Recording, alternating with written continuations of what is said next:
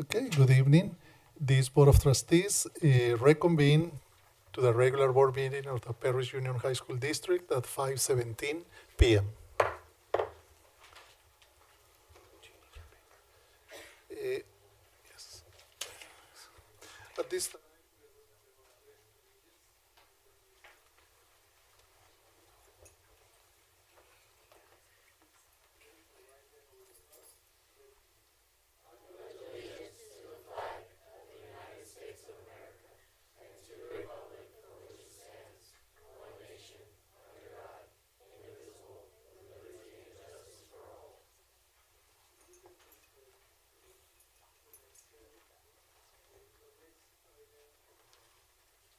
sorry, the next item is the invocation.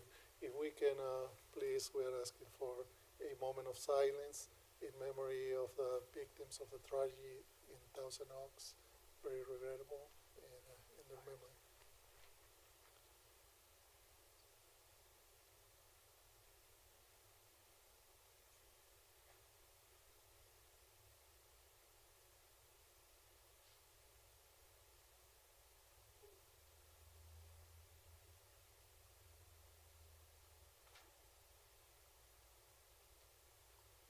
Thank you.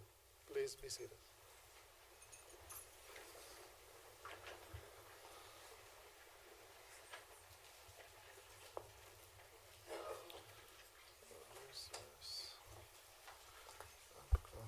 This is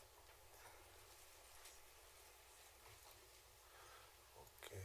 I'm still on.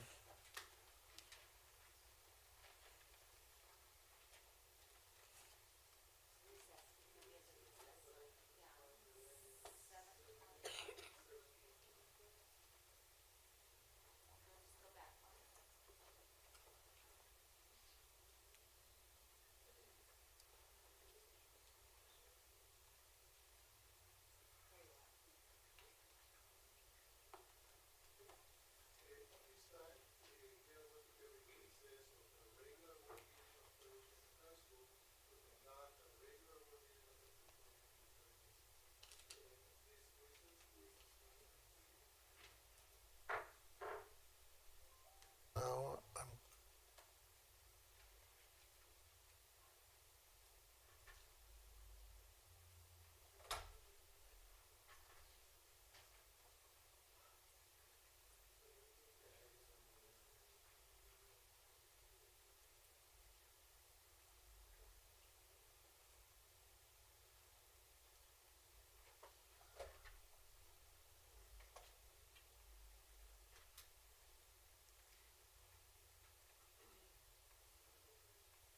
if you can please join the CMI regular board meeting.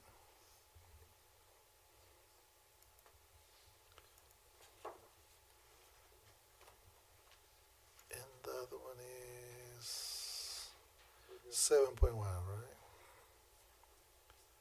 7.1. 8.1? The adoption of the agenda. Take the meeting to, we are in 8.1. Perfect. So we are reconvening the meeting for the California Military Institute at 5:21 p.m. And the first item is an action item, 8.1, revision and adoption of the agenda for today, November 14. Do I have a motion? So moved. Trustee Nellison, Second. Trustee Stafford, please vote.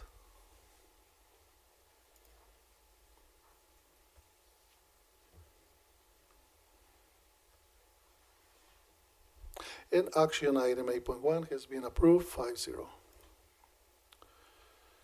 Next item is an information item 9.1, student representative to the Board of Trustees. Trustee Nellison. Yes, from CMI, Student Representative Cadet Captain Heather Abreese.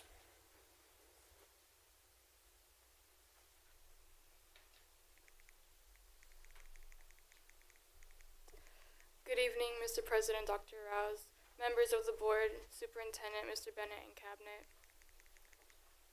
I'm from the California Military Institute. This is our agenda for my presentation for today. I'm going to start off with homecoming. It happened a few days after the last board meeting, so I briefly talked about it then.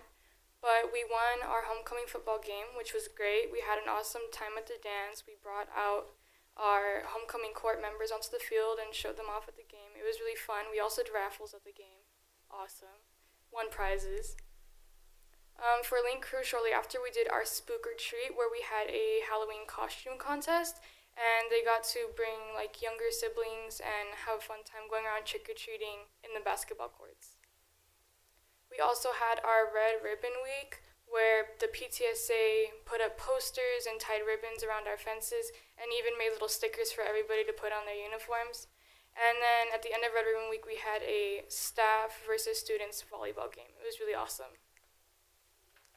We had our Dia de los Muertos.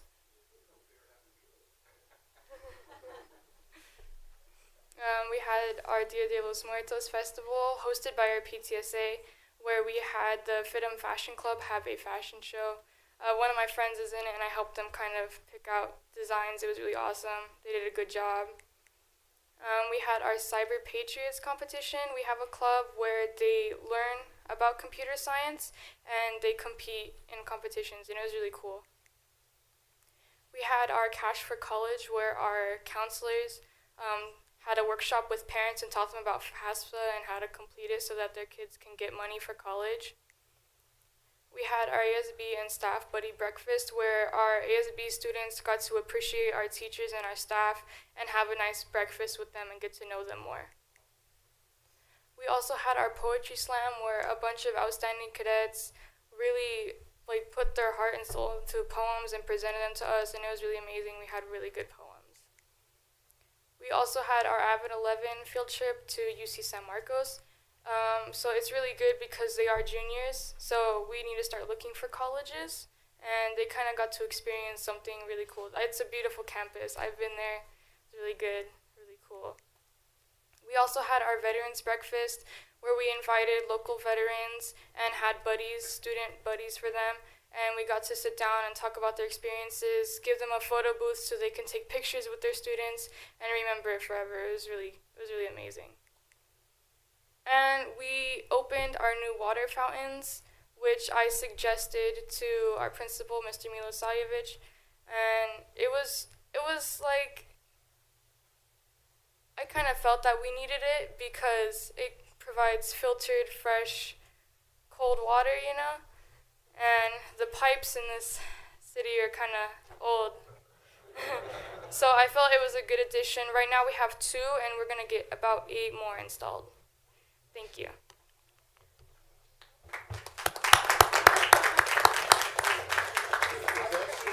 Saturday the 22 on the homecoming game?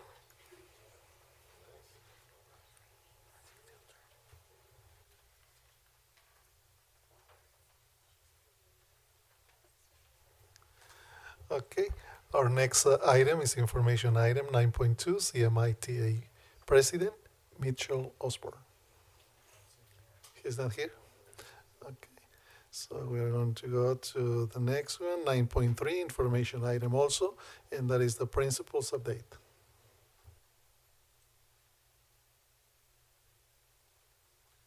Good evening, everybody.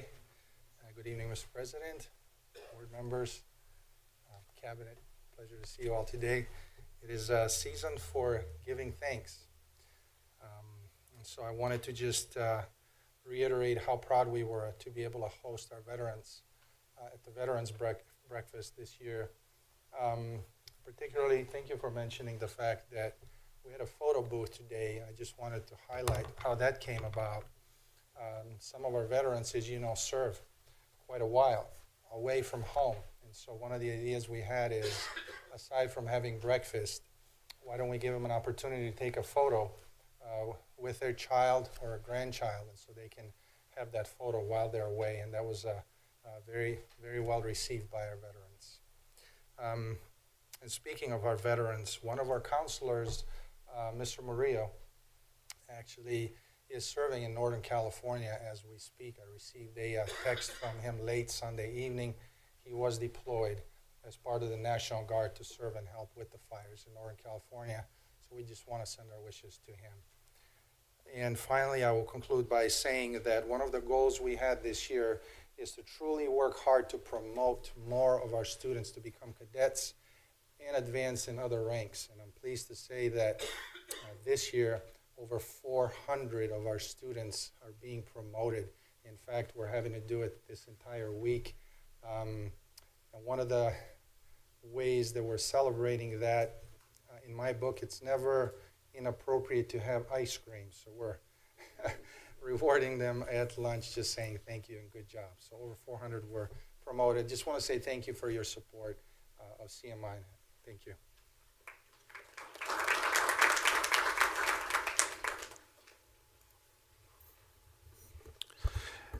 Next item, information item 10.1 is a discipline report for the month of October 2018.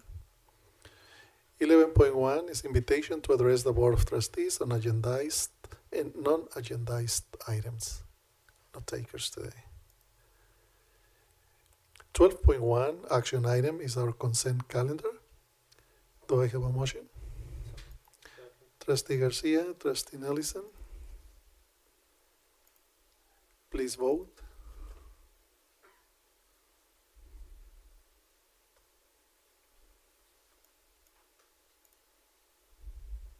Action item 12.1, consent calendar has been approved, 5-0.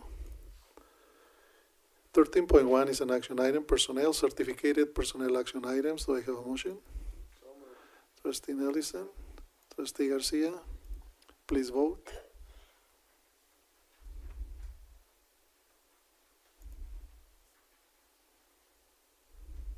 Action item 13.1 has been approved, 5-0.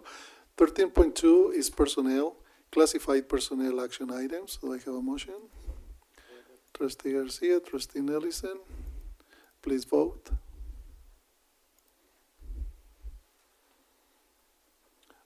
Action item 13.2 has been approved, 5-0. 14.1 is an information item. Other items by the superintendent. Mr. Bennett. Nothing this evening, Dr. Rouse. Thank you, sir. Next item, other items by the Board of Trustees. Trustee Stafford? No. Trustee Twyman? I did have a question. Who won the staff versus students volleyball game? The staff? Okay.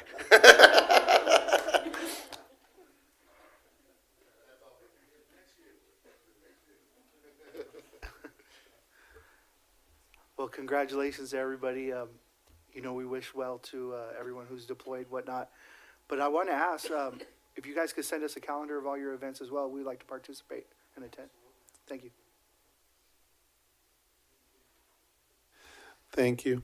The next item is an action item to adjourn this regular board meeting of the California Military Institute. Do I have a motion? Trustee Nelson, Trustee Stafford, please vote.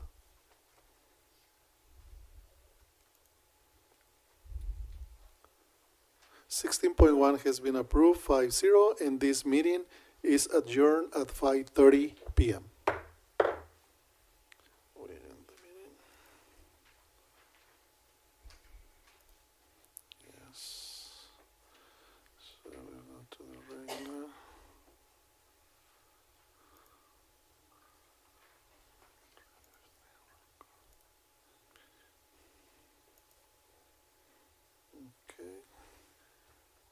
Now the meeting of the regular board meeting is open. If you can join, please.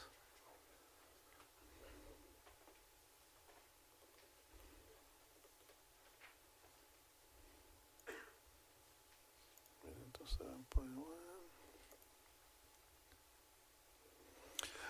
Okay, 8.1.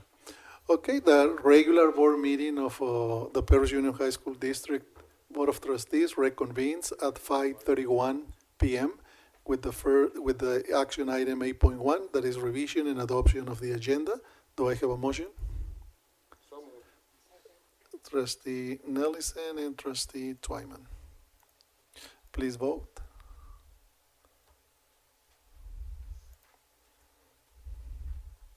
And the agenda for today's meeting has been approved, 5-0. 9.1 is an information item, report out of closed session. No report this evening, Dr. Rouse. Thank you, Mr. Bennett. 9.2, district update by the superintendent. Yes, we have a few items this evening, but the first one, we want to recognize Ms. Carolyn Twyman, our school board member. She's served 3 terms as a member on the Paris Union High School District Board of Trustees, covering the past 13 years. Ms. Twyman is a quiet leader. She does not speak often, but when she does, everyone listens. She has represented her constituents of Menifee admirably during her tenure. Ms. Twyman has led the district through opening of Heritage High School and the reconstruction of Pinacate Middle School and Paris High School. Her late husband, Fred, was a proponent of making Menifee a unified district, and Ms. Twyman has carried on his drive in her trustee duties. Ms. Twyman has a long history in education, and she's consistently given back to the community by serving on our Board of Trustees. We all miss Ms. Twyman in her retirement and wish her all the best. She has made a difference in the lives of thousands of students. For that, we say thank you. Thank you, Ms. Twyman, and enjoy your retirement. We would like to...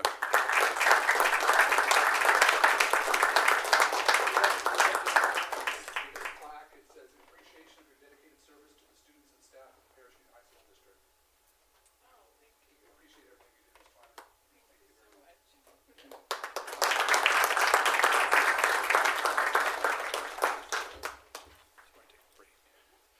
So right now, I have more to report, but right now we're going to take just a short break because we have a cake down here to honor Ms. Twyman. Before we take a break, maybe I would like to make a small change to the agenda. And first of all, as a board member, I want to say thank you for your 13 years of service to our community as a board of trustees, Ms. Twyman. We really appreciate it. I really enjoyed for the last 4 years being your colleague as a trustee. I want to say thank you for your collaboration, for your commitment to our students, for always standing up to what is right, even if that is not a popular decision, but you were guided by the values and the principles of honesty and integrity, and that means a lot to me as a colleague. So thank you, congratulations on your retirement, and we wish you the best. Thank you. Now, I would like to say something to you, but as a community member, so I'm going to stand there because I want to speak not as a board member.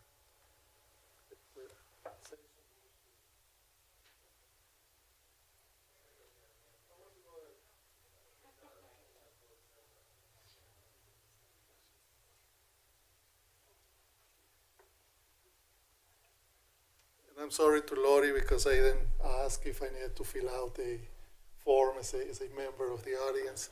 But Ms. Twyman, wait. 3 minutes.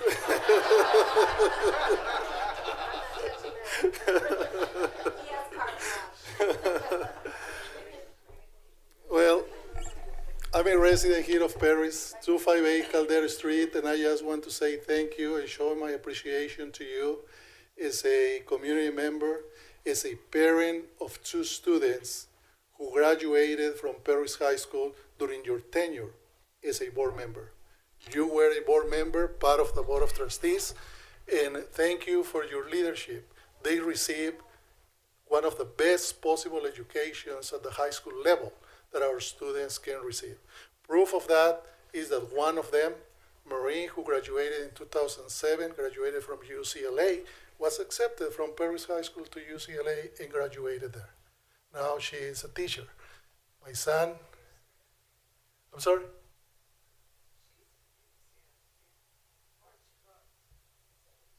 No, UCLA. Yeah, she was a student. She graduated, my daughter graduated from Paris, went to UCLA, and she was well prepared to be successful at UCLA. So, and that happened during your tenure, during the 13 years that you were a board member. So I want to say thank you as a member, as a parent, for your leadership. My son Joseph graduated also from Paris High School. My daughter was a valedictorian, he was a salutatorian, he went to UC Davis. So he had all the mathematical background in the subject of physics and chemistry also to be successful in science at UC Davis and graduate with a double major, mechanical in aerospace engineering. So that tells us a lot about what you did during your tenure, and I know that we have a lot more examples from students who have attended college, university, and that's what we are here for, right? To support our students so they can achieve their dreams. So thank you, and at the personal level, how I said, I really appreciate this. I want to give to you a floral arrangement that I would like to.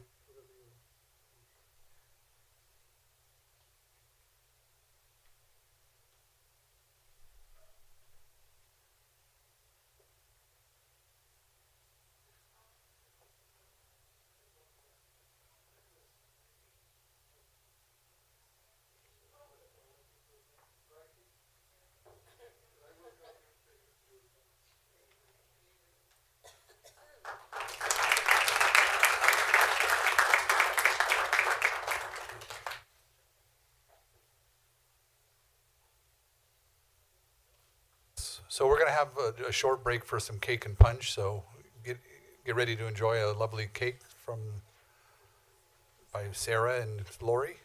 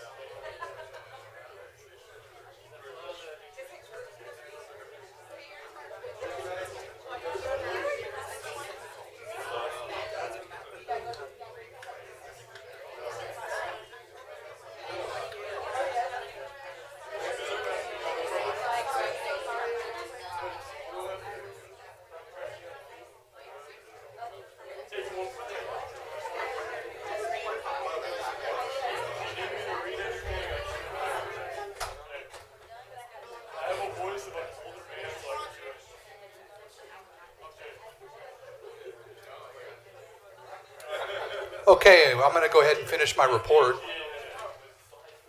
So those of you that are principals, sit down.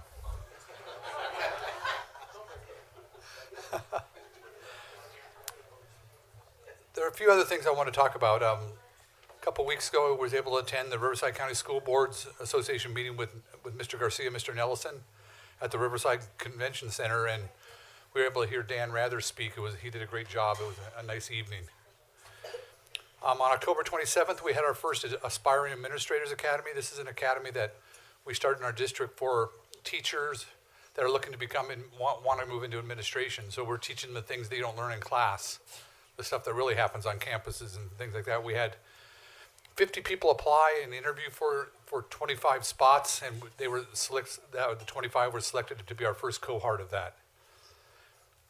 The Paris Union High School District participated in the Veterans Day Parade on November 3rd. We had our marching units from our different JROTCs there, and some cheerleaders, and it was a great event. I got to ride in the parade after I cooked breakfast for everybody at the American Legion Lodge. On Saturday, November 3rd, the PUHSD Solar Cup crew met at Three Ways Water Company to build the boat from scratch, so they're starting their solar boat. The crew arrived to a pile of marine-grade plywood, screws, and epoxy and left with a complete 14-foot hole. So they did a great job.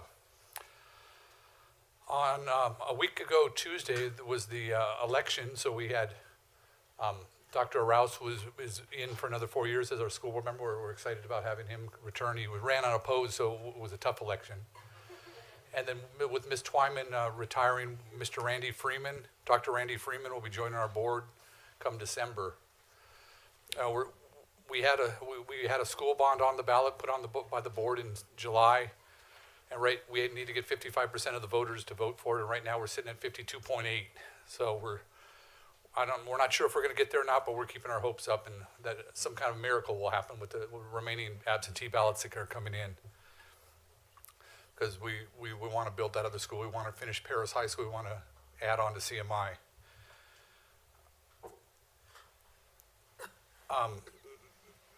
Michelle Obama has recognized the Orange County College and career efforts and recently selected us as a leader in the nation in pushing college and career readiness, and awarded our county students 200 free tickets to her book tour on November 15th at the Forum. The school districts, they recognize that we're going above and beyond for students to help them realize their college and career potential. As a partner district, Parish Union High School District has been given 12 student tickets and 4 chaperone tickets to the event.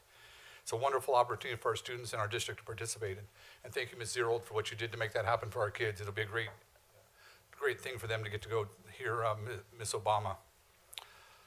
On last Saturday, the district's robotic team met at Heritage High School. The event was scored, but the scores from the past weekend did not move forward. The first scoring competition is December 1st. So we have a great number of teams at each of our schools participating in the robotics competition. During each competition, morning and afternoon, there are other PUHS teams as well as teams from outside the district that will be competing. So we're looking forward to see the results of that. Our teams have done pretty well over the past few years, and we're really excited about that. So that would complete my report for this evening, Dr. Rouse. Thank you, Mr. Bennett. Our next item is student representatives to the Board of Trustees. Trustee Stuffer. From Scholar Plus and Online Academy, student representatives, Representative Dominique Herzog Balderas.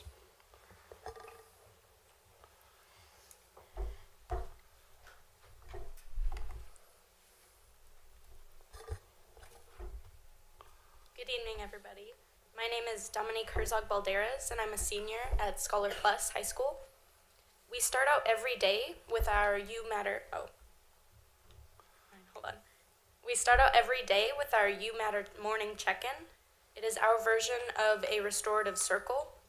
We use this to check in with each other. We also hear the announcements for the month, watch a motivational video to prepare us for the day, or share obstacles that we are dealing with and have overcome. Our kindness campaign. We want to continue with our focus on acts of kindness, community, and service. A smile and a kind word are simple ways to show someone that you care. But most importantly, be kind to yourself. Seek help when needed to make healthy choices. National Day of Kindness is November 13th. We had a representative from the Anti-Bullying Institute during lunch sharing information about kindness with a kindness wall and a kindness wheel. God bless you. Thank you. You're welcome.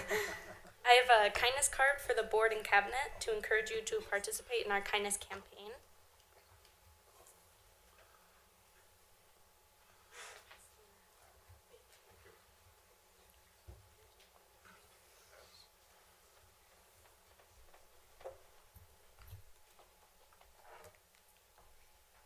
Next is Parent Involvement Day.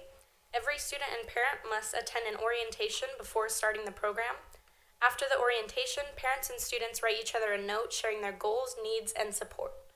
Their parents and student then meet with their supervising teacher to schedule their bi-weekly meetings. During the bi-weekly meetings, parent, student, and teacher discuss student progress. We want to thank our parents for their generous involvement. November 15th is National Parent Involvement Day. Students wrote a thank you note to our parents in English class, and we will pass out candy apples to parents as they drop off their students tomorrow.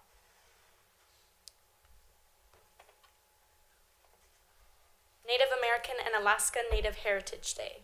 November 23rd is Native American and Alaska Native Heritage Day. Scholar Plus Online Learning Academy students and staff will continue to celebrate and embrace diversity within our community. Upcoming events. November 28th is our You Are a Superhero Awards. November 29th is a field trip to San Joaquin Valley College with Mr. Robert Bryant. November 29th, 2018, Dr. Judy White, County Superintendent, will speak to the Alternative Education Center about overcoming obstacles. December 4th is our Night of Hope from 6 to 8 p.m. We have invited several local organizations to speak with our parents about maintaining good mental health for themselves and their families. We are working with the City of Paris to create a community garden at our site. More information is to come for that. Our Employee of the Month for October was Mr. Robert Bryant. At this time, I would like to read a parent testimonial. My daughter has been attending Scholar Plus for her final year of high school. We had to put her into Scholar Plus due to an accident that prevented her from attending a traditional high school. She has excelled in her studies and within the 4 years of her high school education has shown the greatest improvement on her grades and comprehension of her curriculum in all areas of study. She is more focused due to the one-on-one interaction with teachers that she would have never gotten in her public school that she was attending previously. I have never seen my daughter so excited to graduate early and would recommend the Scholar Plus program to any student or parent who is not satisfied with the traditional methods of education that are oftentimes problematic in today's age. Thank you. Are there any questions? Okay, that's all.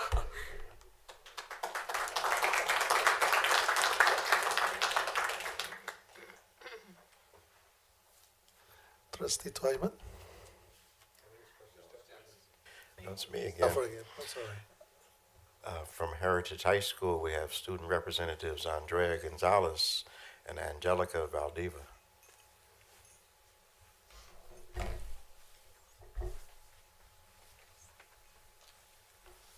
Good evening, President Adaux, members of the board, Mr. Bennett, and members of the cabinet. I'm Andrea Gonzalez, also known as ASB President.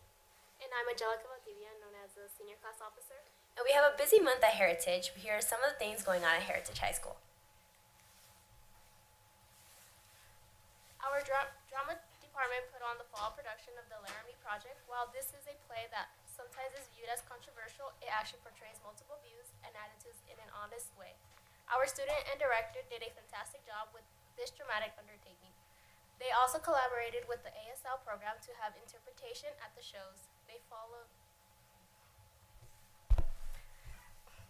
the play with the talent show and have already casted and begun rehearsals for January's Black Box production of Steel Magnolias.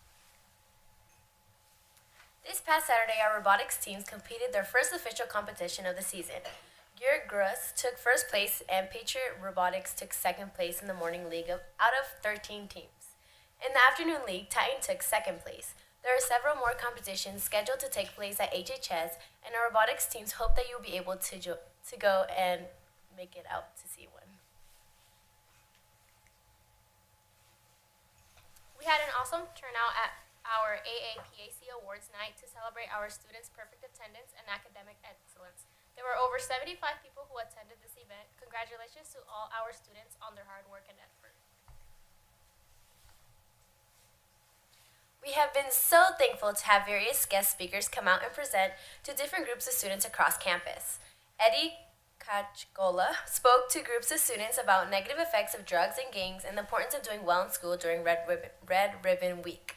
Our Prestige program arranged for Denise Valdivia to come and speak to our students about how drugs and addiction can affect our lives. Our SRO Deputy Grant arranged his brother-in-law, retired NFL player Chris Hayes, to the football team to talk about the importance of school, character, and positive relationships. Mr. Bauer, our marine biology teacher, arranged for the National Oceanic and atmospheric administration to come out and speak to students about marine biology and careers in the scientific field. The Mighty Patriot Regiment Band and Pageantry has 121 members in the board and color guard. We have multiple top 3 finishers this year in our tournament and are continuing to grow and expand as a program. Some of these students are turning in 12 to 13 hours a day at the peak of tournament season. There is lots of hard work being put into this program. In addition to competition season, they are working on a community show cars on December 6th and the annual winter concert on December 19th. This year we have a new band director, Mr. Moen. He is doing an amazing job with the program. We are so happy to have him as a part of our Patriot family. We hope you enjoy this band promo video created by our Media Arts program.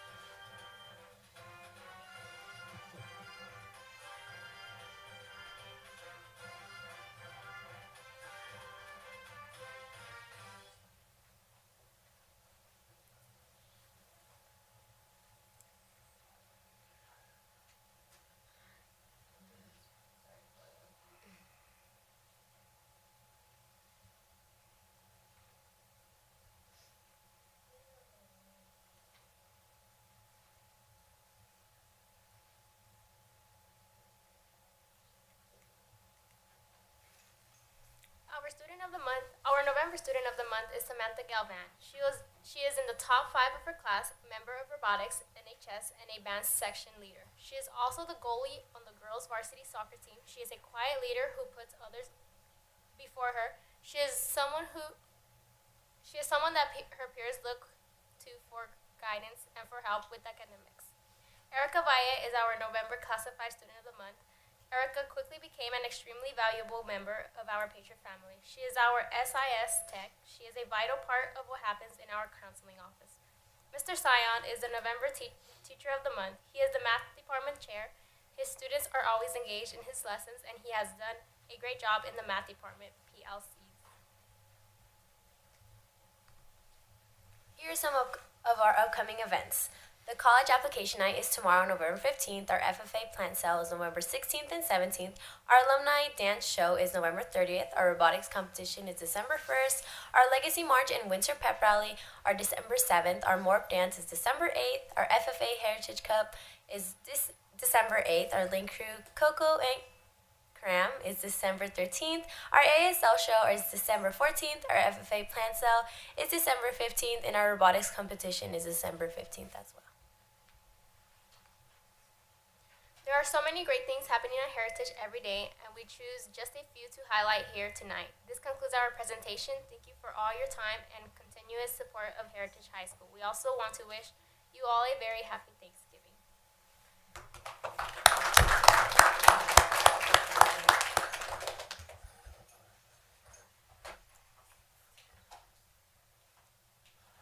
Trustee Nelson.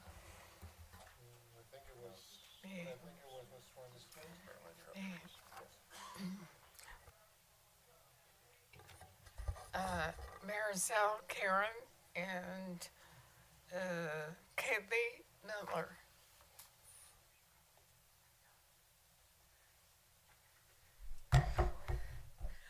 am not Marizelle or Haley. They had to leave for a volleyball tournament in Temecula. But Jake's here, and he's going to be my buddy, and we're going to present together. He's observing for his government class, seeing how this actually happens in reality. All right. So for our November update, I'm pinch hitting. We'll start out. Do I hit next or you hit next? I hit next. Oh, man. Okay. There we go. Whew. All right, here we go.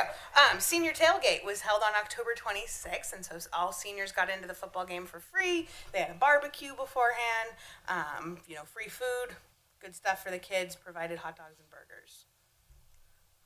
Halloween Spirit Week. You let me know when you want to jump in. Oh, I can jump in right now if you want me to. He's got a great voice, too. Okay, so for Halloween Spirit Week, it was composed of 5 days. They tied in pretty much, it tied into our Halloween theme. So how our ASB does it is they encourage kids to take part by scanning their ID cards. So for each student, you get a point, and whichever class has the most points at the end of the year, that class gets a prize. For example, it could be like an In-N-Out truck, pizza, ice cream, etc. Oh, you want to keep going? Oh, okay. We'll play tag team. Here, we'll just do a tag team. Very good. Our ROTC is giving back to the community. It's Thanksgiving. And so they've been out in front of the Albertsons off of Scott Road. So far, have raised almost $1,000 to feed the needy this coming week. Super excited. Look for them out there all of this weekend as well.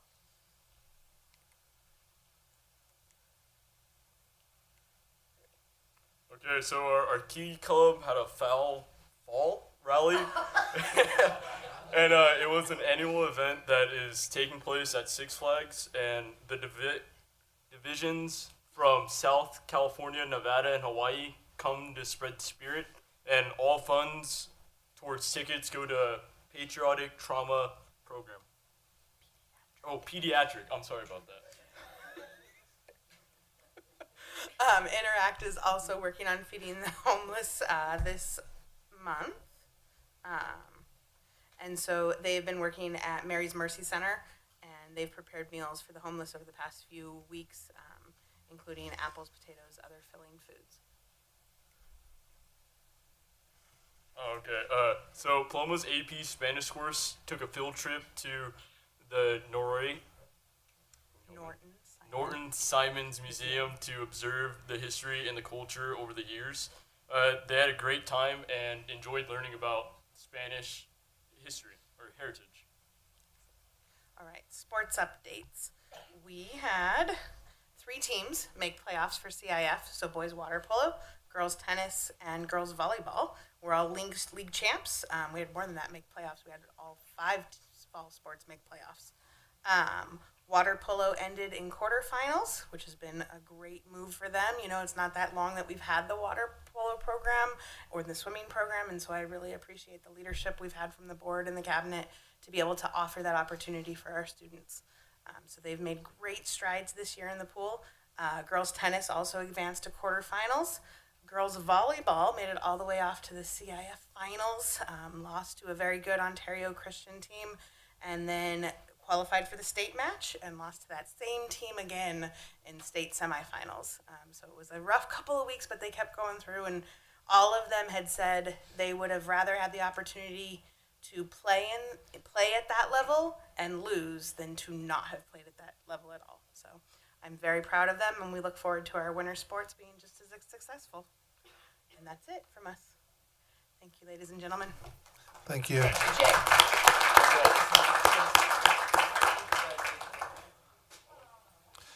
Now, Trustee Nelson. From Paris High School, student representatives Melanie Calderon and Arandida Corona.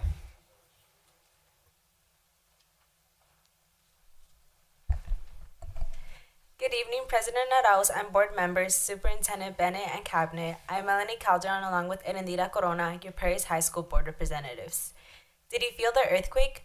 The big one hit on October 18th. Well, maybe not. The Great California Shakeout provided good practice for us in an emergency situation, because in California, it's not a matter of if, but when. Paris High School has rolled out a new student reward system called 5-Star Student with the goal of increasing student engagement. Mrs. Osuna, our senior class advisor, is currently using it to track seniors at all senior events from athletic games and senior meetings to academic events like the college fair. The senior with the most participation points will win a free class ring from Jostens. We had a great turnout for our first blood drive. 137 registered to donate. Of those, 108 units were whole blood, 4 were double RBC units, and 14 were plasma units for a total of 126 units collected. Did you know that every unit can help 3 people?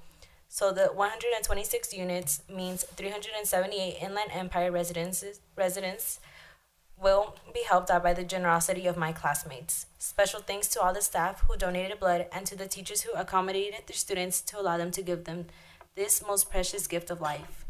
Link Crew had its horror night in the old NPR. Freshmen came together to watch a scary movie for Halloween and was then treated to ghost stories of Paris High from Mrs. Cooper. Link Crew also hosted Freshman Friday last week, the every 6-week interaction with the freshman class. This past Friday, the freshmen had the pleasure of hearing from guest speaker Oliver Petty and collaborated with visiting Link Crew members from San Jacinto High School. Ms. Zek's special education class made cards for our Paris High veterans for Veterans Day and then personally delivered them along with many thank yous. JROTC will be competing in the MOWW this weekend, a sport competition between all the different schools. JROTC programs in the area. It has sports like tug of war, volleyball, basketball, cross country, and dodgeball. Good luck, cadets. Key Club has participated in 2 Paris Lake cleanups. On November 30th, they will be participating in the Christmas tree lighting ceremony in downtown Paris. Soon they will be collecting blankets and special necessities for the homeless. Please consider donating. National Honor Society has 2 campus beautification cleanups. They are excited about our new campus. They will be joining forces with Key Club in the coming months to keep our campus clean. The Parent Engagement Center will be hosting a clothing drive in December, and we would like to ask you to donate any gently used items or clothing for those in need. Student of the Month is Carlos Ruiz, a 4-year member of Paris FFA, has served in a leadership role in both Paris High and Riverside County FFA chapters. Is a member of a veterinary science judging team and a public speaking team. Has raised several livestock projects including goats, swine, and rabbits. He bleeds blue and green for FFA and black and green for Paris High. Boys soccer is off to a great start. They defeated Marietta Mesa in their first game of the season, with varsity winning 3-1 and JV winning 6-2. The 2018 football season came to an end as we honored our cheer, band, and football seniors at their senior night. Thank you to all our classmates that made Friday night so much fun. This year, wrestling team has doubled in size and has 9 girls on the varsity team, and their future is looking bright. Special shout out to our boys cross country. They will run this Saturday in the CIF championships and place first in league. That's back-to-back Sun Belt League champs. Thank you.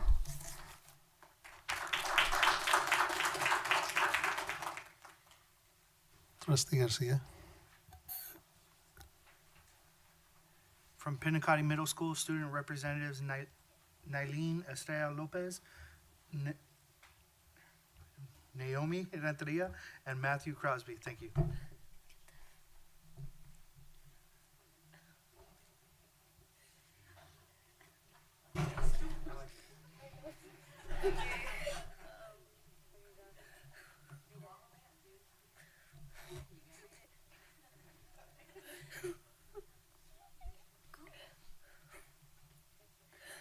Good evening, President Alark, sorry if I mispronounced that, members of the board, Mr. Bennett, and cabinet members. Happy fall. Well, I think it's still fall. I'm not sure. I am Nailene Estrella. And Matthew Crosby. Tonight is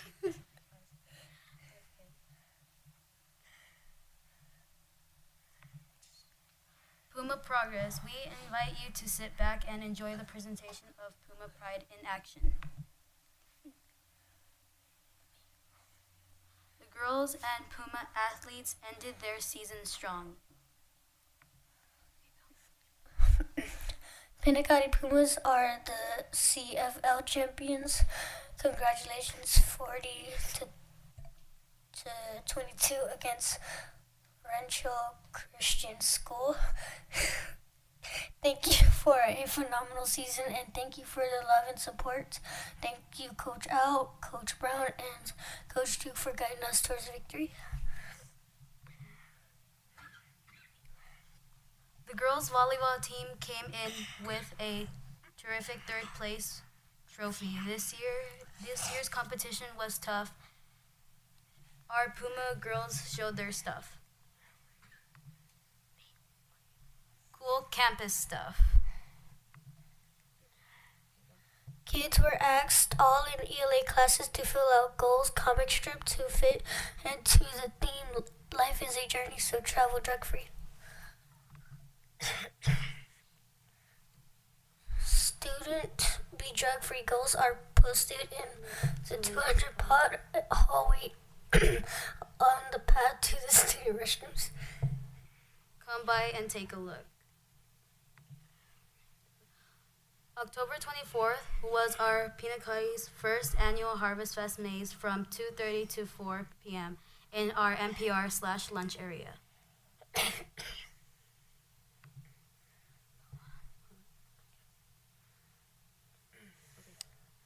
Puma staff made the activities and games. There was a huge turnout, and our Pumas showed their playful side and were fun to watch as they helped their little brothers and sisters win prizes. On October 25th, Club Life and ASB sponsored the Harvest Fest. Hall Harvest Fest dance that was a live DJ provided by Riverside Friday Night Live, a professional photo booth courtesy of ASB. Admission was by donating one canned food drive or item or sealed dry food item like rice, beans, pasta, or other yummy things to kick start our annual canned food drive that runs through tomorrow. The dance also kicked off Club Live's Red Ribbon Week activities. ASB dressed up in the NPR. ASB has discovered the secret formula to a successful middle school dance at Pinacati. Take some music, add balloons, candy, and an ultimate photo booth, and you can have middle school magic. Halloween's fun at Pinacati. On Halloween, Pumas strutted their stuff. Check out the Wild Puma trainer on the right, Pinacati Ramos.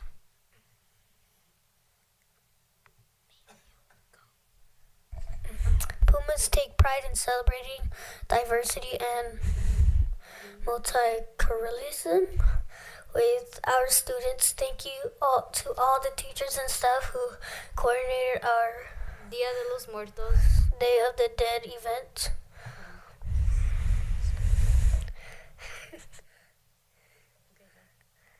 Where students had a chance to share about a loved one who has passed away and honor their ceremony. The students did a beautiful job.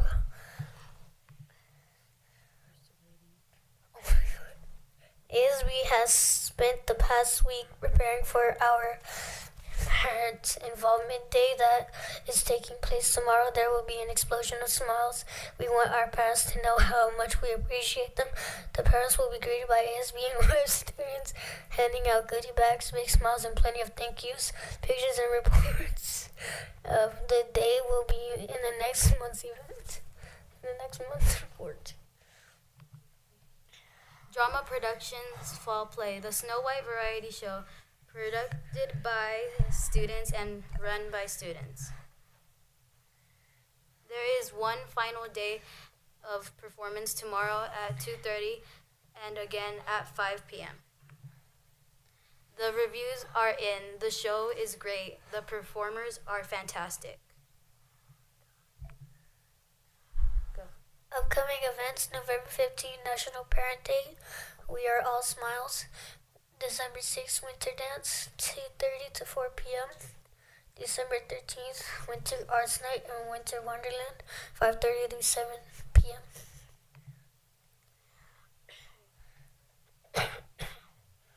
Blessing comes in many forms. Be sure to count yours.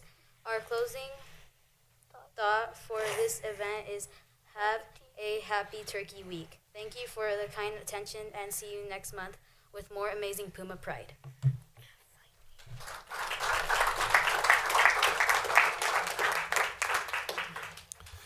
And now from Paris Lake High School, our student representatives, Rogelio Guevara and Genevieve Martinez.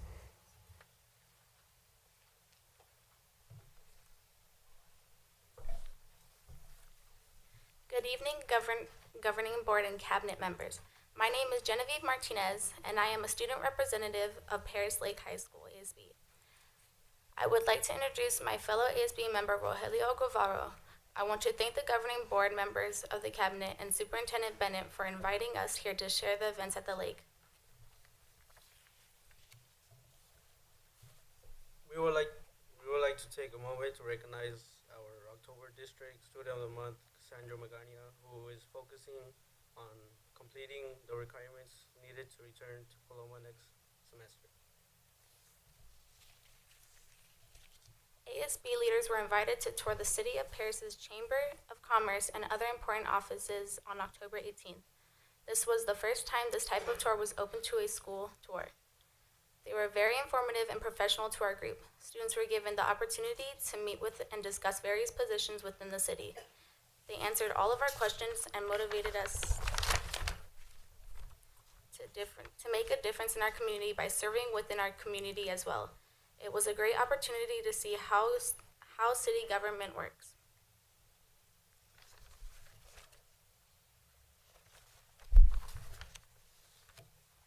In the month of October, we held a Spirit Week in celebration of the SOAR Awards, breast cancer awareness, and had a fun time in Halloween. We had students dress up Monday through Friday and had fun activities set up for the students at lunch. Tuesday was an exceptional amount of students participating and wearing all pink to show our support for those that have made it through breast cancer. On October 24th, representatives for colleges and career opportunities came to Paris Lake to offer our students opportunities and chances for the students to better their future. We had a variety of schools such as Paul Mitchell, UTI, nursing, and local junior colleges. EMT services and the military came down to offer opportunities to those not as interested in college. On October 31st, we had our first SOAR Award this year, and we had over 150 parents and families show up to see their children receive an academic award. We had 4 stages of awards: silver, gold, platinum, and platinum honors. Everyone received a certificate. Those who earned the platinum honor roll were also rewarded with a medal along with the certificate. We also had a raffle with different prizes. Our staff and ASB students at the school also organized tables with hamburgers, hot dogs, chips, and ice cream. Every student received a meal that was grilled by our own staff members.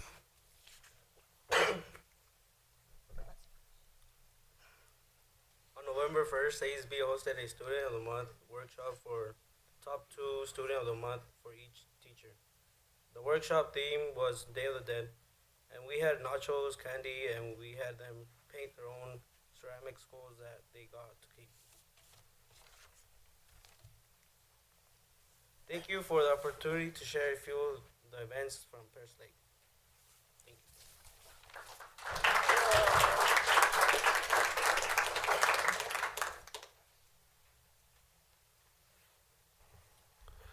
Okay, our next item is an information item. PSEA President, Ms. Vicky Mueller. Not seeing Ms. Mueller. She is not here today. Okay. Item 9.5, CSEA President, Ms. Helen Steinbach.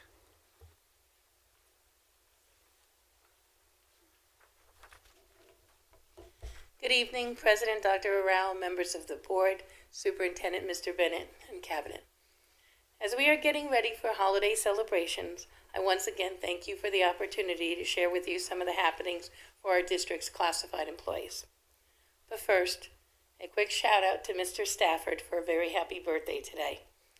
And not to forget our Deputy Superintendent's birthday the other day. Happy belated birthday, Candace. We will have our chapter meeting this Friday, which includes a second round of nominations for all positions on the executive board and negotiating teams. We are looking forward to having our members step up in leadership capacities.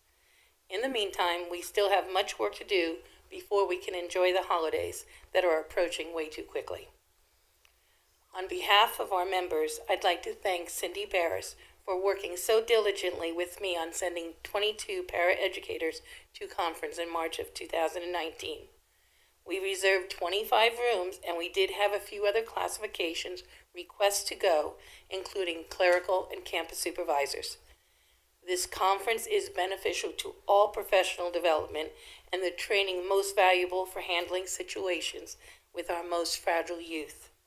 With AB 1808's passage and monies coming to our district to support professional development for our members, I'd like to reach out to the appropriate person to see if we could offer this training to more of our classified employees before the conference becomes sold out. We appreciate the district's support for educational opportunities for classified and look forward to using these funds to enable our members to feel appreciated and validated for their dedication to Paris Union High School District. We will be meeting later this week, well actually tomorrow, to continue negotiations. We ran into a little hiccup regarding the salary increase due to our contractual language, and I want to personally thank Mr. Skorpanich for providing the means to make the changes quickly and equitable for our members. We hope to bring that item forward to you in December for your approval. May your Thanksgiving holiday be filled with blessings of joy and hope as we celebrate all the reasons to be thankful and remember those who are less fortunate or who are touched by tragedy and loss. I didn't want to end on a somber note, but sometimes we just have to. Thank you.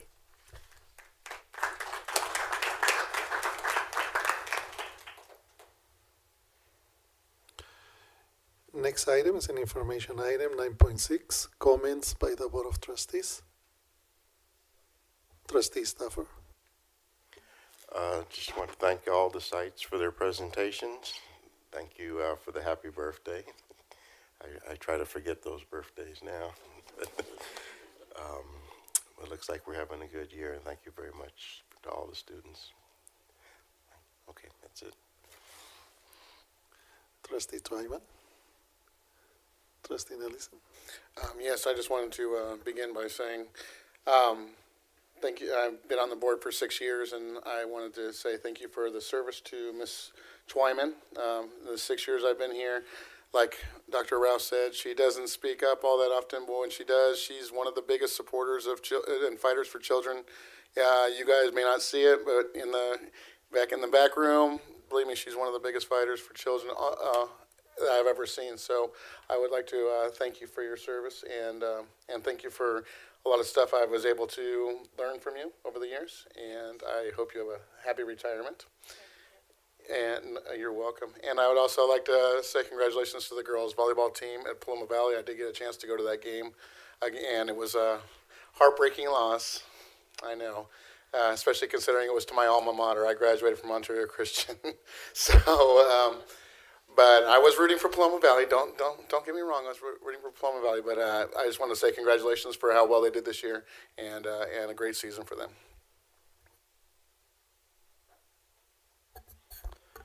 I too want to thank you, Ms. Twyman. It's been a pleasure working with you, and we thank you for your service. I'm sure the community and the staff thank you for your service as well. You've definitely made a huge impact on all of our lives. I've learned a lot from you. I'm still learning, I should say, to keep my mouth shut more and listen a little bit more. But I do appreciate you for everything you've done. And I want to thank all you students that come up here. I see you coming up here. It's not easy coming up here and speaking before people. I see you get nervous. We've all been there. And I want to say thank you very much because we're here for you. So never forget that. We're always listening. And same thing with the community, the unions, the staff. We're all here for you. So if you have something to say, we're here, we're listening, I promise. Thank you, Mr. Garcia. Again, thank you to Ms. Twyman for your 13 years of service. We are going to miss you, Ms. Twyman. You have meant a lot to this board, and we will miss you.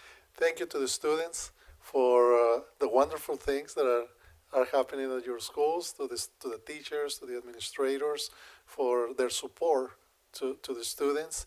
And thank you to all the educators in general. During this time of reflection, usually we think at the personal level, and we think and give thanks for everything that happens to us, to our families, and that is really important, right? And I wish you the best to all of you, but from the societal perspective, if we reflect, we want to say thank you to all the educators for their commitment to our students, to this youth. They are the future of our country, and you are making a difference, changing the status quo of this community, and we are going to see it, and that effect is we are going to see it for years to come. So thank you for everything that you do. Okay, with this concludes the comments by the Board of Trustees. And at this time, I would like to give the opportunity to the students if you would like to leave. This is the time. Thank you. We'll see you next month. Except those government kids, they need to stay For the whole meeting, yeah. Nice try, guys. Nice try. 2 hours? Okay, just half an hour then. You got 30 more minutes, 31 more minutes.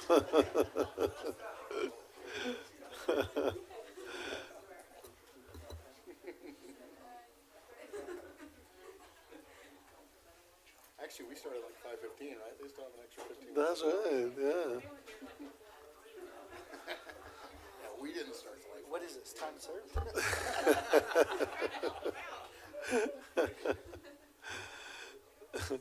Okay, we are going to continue with our meeting, and the next item is 10.1, invitation to address the Board of Trustees on agendized and non-agendized items.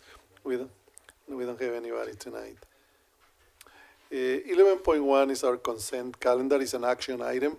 Do I have a motion? So moved.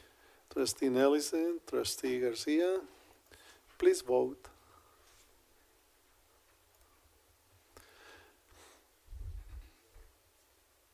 In action item 11.1, consent calendar has been approved 5-0. Next item, information, item also 12.1, kickoff to college and college fair event report. Okay, yes, President Arau and the board, annually we come and give you a brief update about our annual kickoff to college. And so today we have Julie Zero. She's coming to give us an update on that, as well as give us an update on our annual college fair. Our kickoff to college is something we started a few years ago, and I'm sure I'll save any comments for Julie. I'm sure she's going to give us a history of just the work we've done, so I'll hand it over to her at this time. All right, good evening, President Arau and the board, Superintendent Bennett and the cabinet. It's always exciting to get to come up here and talk about our kickoff to college and the college fair.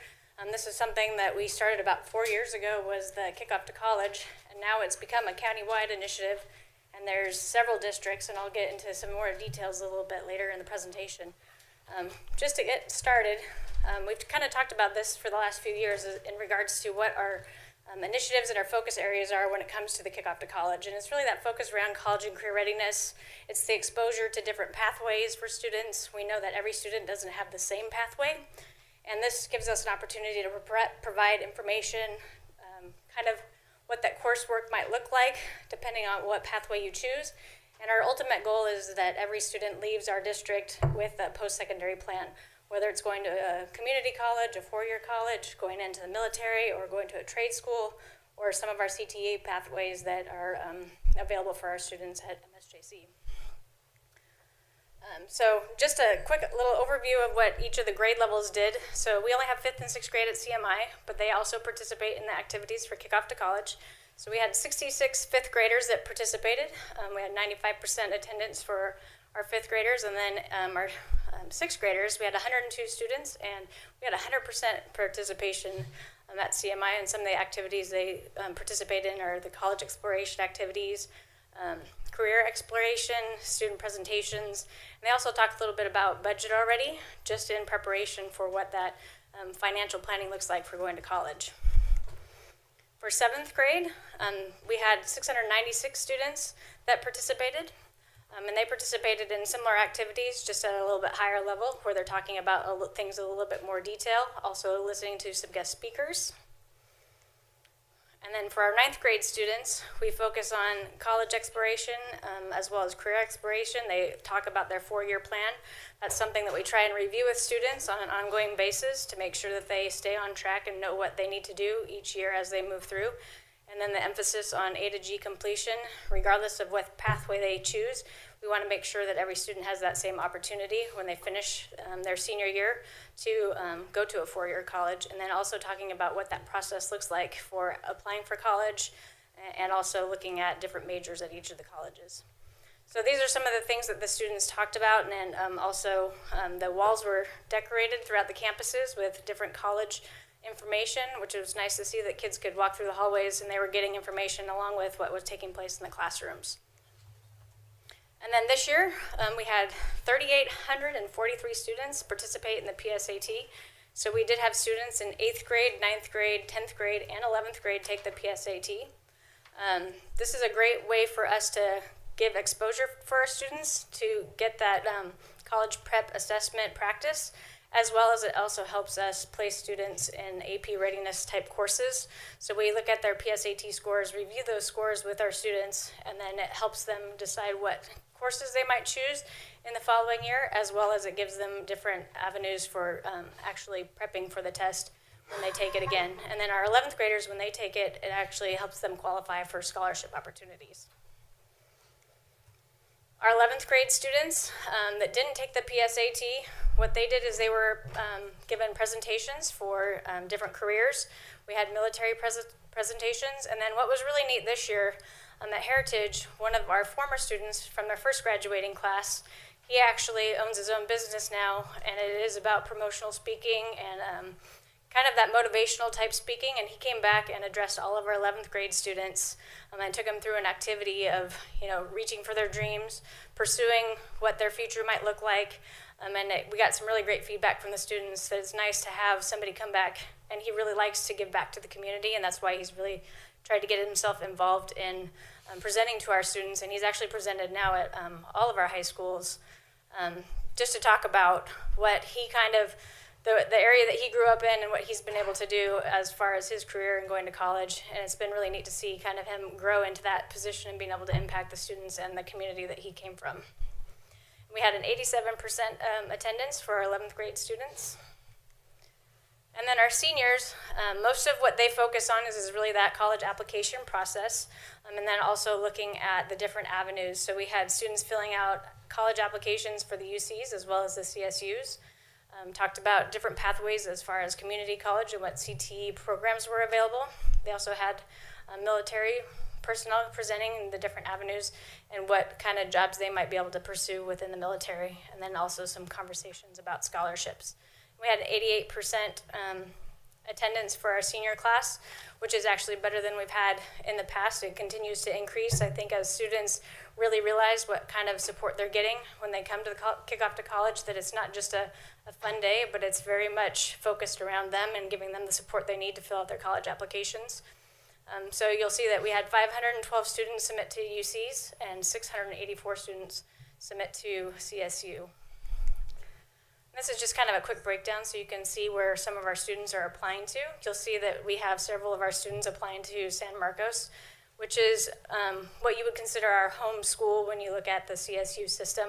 And then you also see that we have several students that are applying to San Diego, San Bernardino, Long Beach, and Fullerton are kind of the top schools that kids are applying to with the Cal States.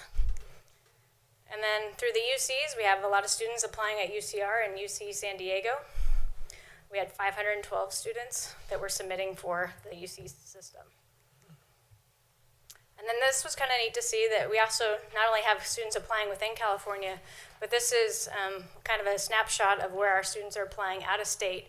And I think there were several surprises when we saw where students were applying, as seeing how many students were applying in Oregon, as well as Arizona. Arizona's become a very popular place to go to college. We have some schools that participate in something called the WUI, which allows students to attend those schools and not pay or out-of-state tuition. So there's some perks for going to some of those places in Arizona that provide similar education. The programs aren't near as impacted as some of our programs here in California. And this is a snapshot. We get this from the National Clearinghouse, and this is data that we get every year. We're excited to see our 2018 data, so this doesn't reflect our current our class that just graduated. This is actually the previous year, but you'll see since we started the Kickoff to College, this is our 4th year participating with that you've seen our college going rate continue to go up. And we anticipate we'll see another, a bigger jump this year for our class of 2018, just based on this is the 4th year that this group of students has actually gone through each year with the Kickoff to College, so participated in all the college and career activities for the last 4 years. So we're excited to see that data. We were disappointed that we weren't going to get it. It's probably going to come to us next week. So it's a little bit short of the board presentation, but we'll be sure to make sure that that gets back to you. And then this is just what I like to share, some of the reflections. We do a survey with our students and our staff. It's always fun to see what our students are saying. Most of our students said it was very beneficial and they enjoyed the activities. We always have kids say that they are glad to hear that there's ways to pay for college. One student said, I thought it was too late to get myself back on track. And by participating in some of the activities, they realized that there's still opportunities for them to go to college, as well as the students when they say, I had no idea how expensive it was to live, and I appreciate my parents for what they do. So it's fun to see kind of the feedback that we get from our students. And then these are just some snapshots of what some of the teachers said about the actual day of the event. That they love working with the seniors and seeing their excitement as they plan for their future. They also like to see the kids as they participate in different activities, and they also a lot of times get a different set of students that they don't have day to day, so they get to know more students across the campus as well. So we had 148 staff members participate in the survey, and 93% of them said it was a very successful event. You'll see that the feedback is good, and I would attribute that to the hard work that the counselors do in regards to really prepping them for the day. The counselors put together all of the lesson plans and actually do the presentation to the staff as far as what activities they're doing. And I think we've seen this continue to get better and better each year with making some of the activities more engaging and adding extra stuff so that the teachers feel like they're very well prepared to deliver information that they don't typically talk about on a daily basis with students. And I think this is something that as a district we're very proud of. In 2018, we had 61 high schools in the county participate, 43 middle schools, and 69 elementary schools in Riverside County. And this is something that started here in Paris, and this is an initiative that was started here and that the county has really taken it as an initiative, as a countywide initiative. And this year we had 173 total schools in the county participate in the Kickoff to College. And I imagine that number is going to continue to grow each year. So overall we had an 88% participation rate for our Kickoff to College this year and over 9,000 students. So I feel really good about what we're doing to support our students as they move towards their future. Does anybody have any questions I can answer for you?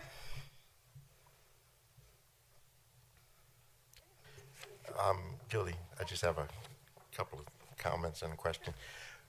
So the Kickoff to College started back when we started this at Heritage years ago. Is this originally from that, or that was the college fair? That was the college fair. Okay. So, oh, actually, I'm not done. I forgot about the college fair part. I'm glad you asked me that. I actually felt like I was done, but I wasn't really done. So the college fair is what started when we were both at Heritage. Yeah. Okay. Well, Thanks for the help on that one. So the college fair, I believe, started when Mr. Bennett was there for his first year. I think we've been doing it at Heritage since then. And it continues to bring a lot of students as well as a lot of presenters from inside the state as well as out of the state. And I think the feedback that we love hearing from the presenters is they actually prefer to come to our district for this college fair compared to some of the other sites, because when they go to other districts, they're not seeing the turnout. And you'll see that I think this year we actually kept track of people as they came in, which we haven't done in the past. We've always just kind of eyeballed how many people have come in, and this year we really wanted to get kind of a number of where we were at, and we got to over 700 students and families that attended the college fair. So knowing that we're touching that many people's families, and then they know where they can come to get the information. And we also had the Latino literacy parents. That was actually a field trip that day, so the parents came to the college fair as part of their program, and it was a field trip for that particular day.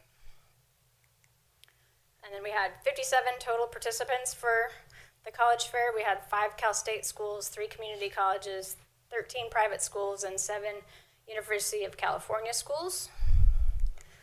And then we also had 9 out-of-state colleges represented. So we had Nebraska, we had Arizona, we had somebody for University of Hawaii, which was kind of cool. And then we love having Notre Dame come out. The gentleman that comes and presents, he's very passionate about his school, and he always gets the kids kind of laughing and engaged in the conversation about the possibility of going to Notre Dame.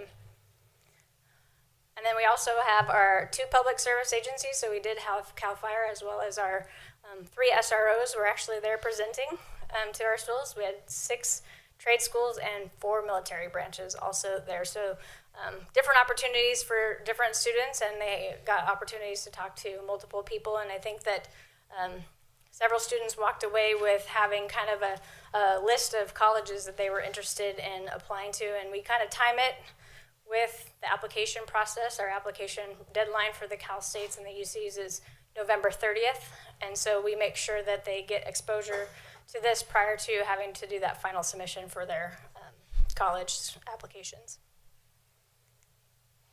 So now I'm really done. My comment was just, it's really great to see the exposure they get from the very beginning of their careers with us. So through the years, they're not scared by the time they get to the end, and they're exposed to it. They visited colleges, they know what it's about, and know much more than their parents know. We get the bill and try to make it from there. So thank you very much. It's a great job. we get the bill.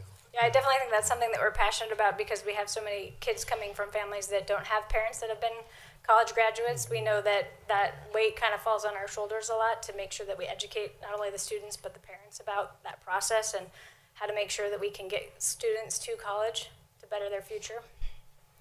Yeah, it's a great thing for them to have that information. Thank you, John. Thank you for the information. Just one question. Do we have admission reps from the colleges that they can do on the spot admissions?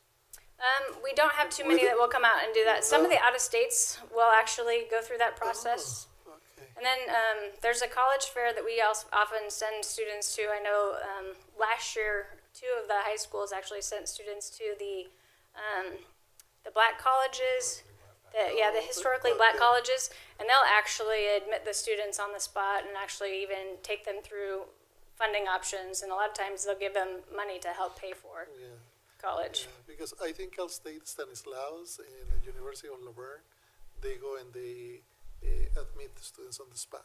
Right there. They applied, you're there. We had a rep from University of Laverne, but we didn't have a rep from Stanislaus. Yeah. All right, thank you. Perfect. Sorry. Oh, Stanislaus. Okay. Right. Any other questions? Okay, thank you. Thank you.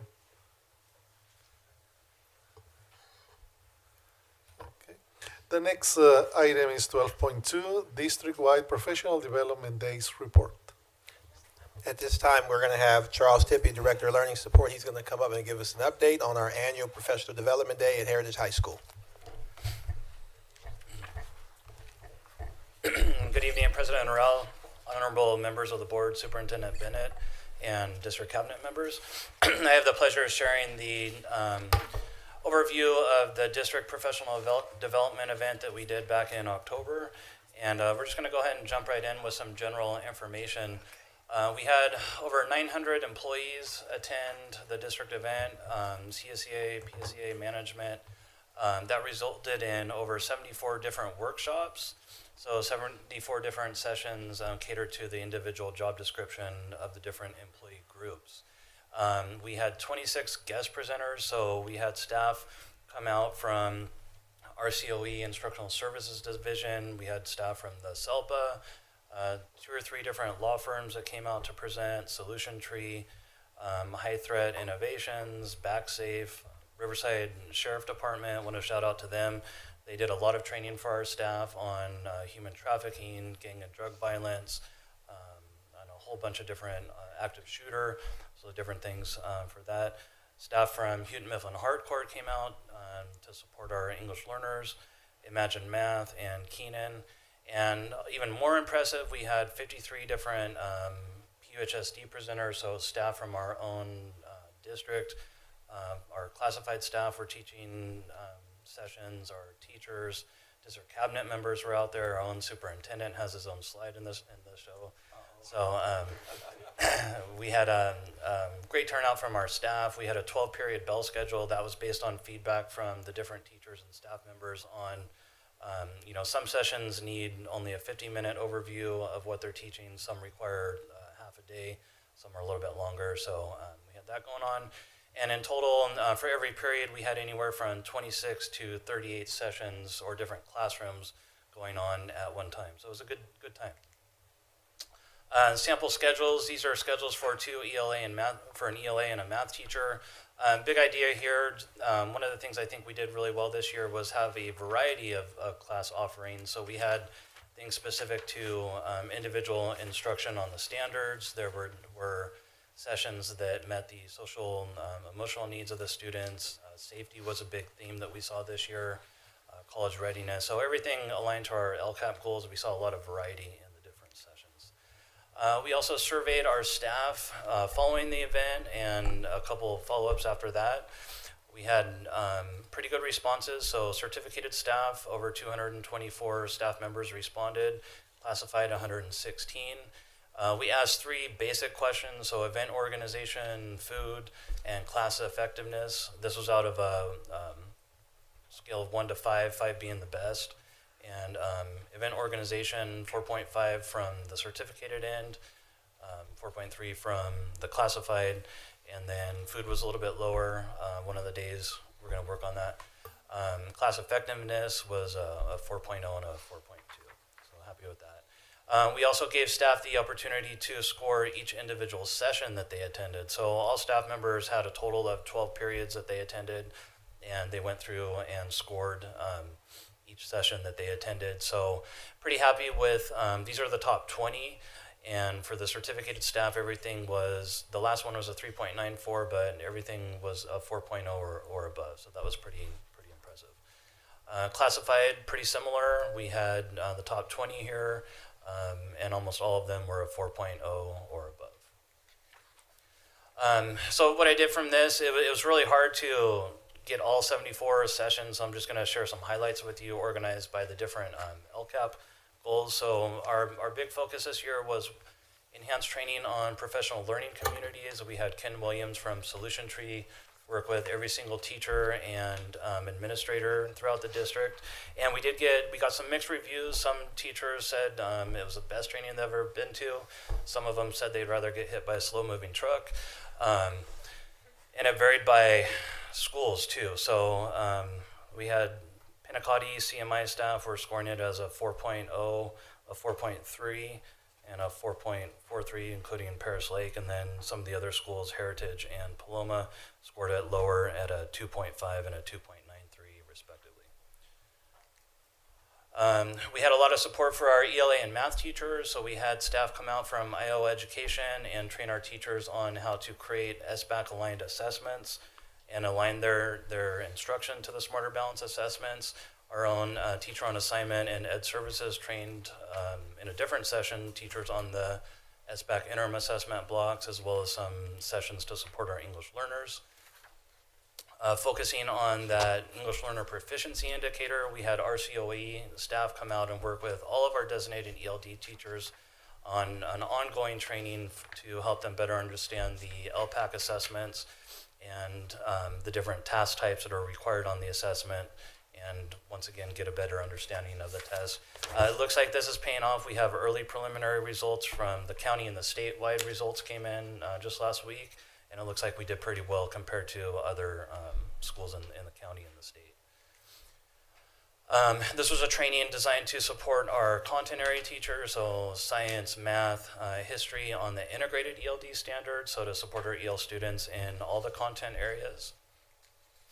And then we had additional training to incorporate educational technology, once again, meeting that same indicator.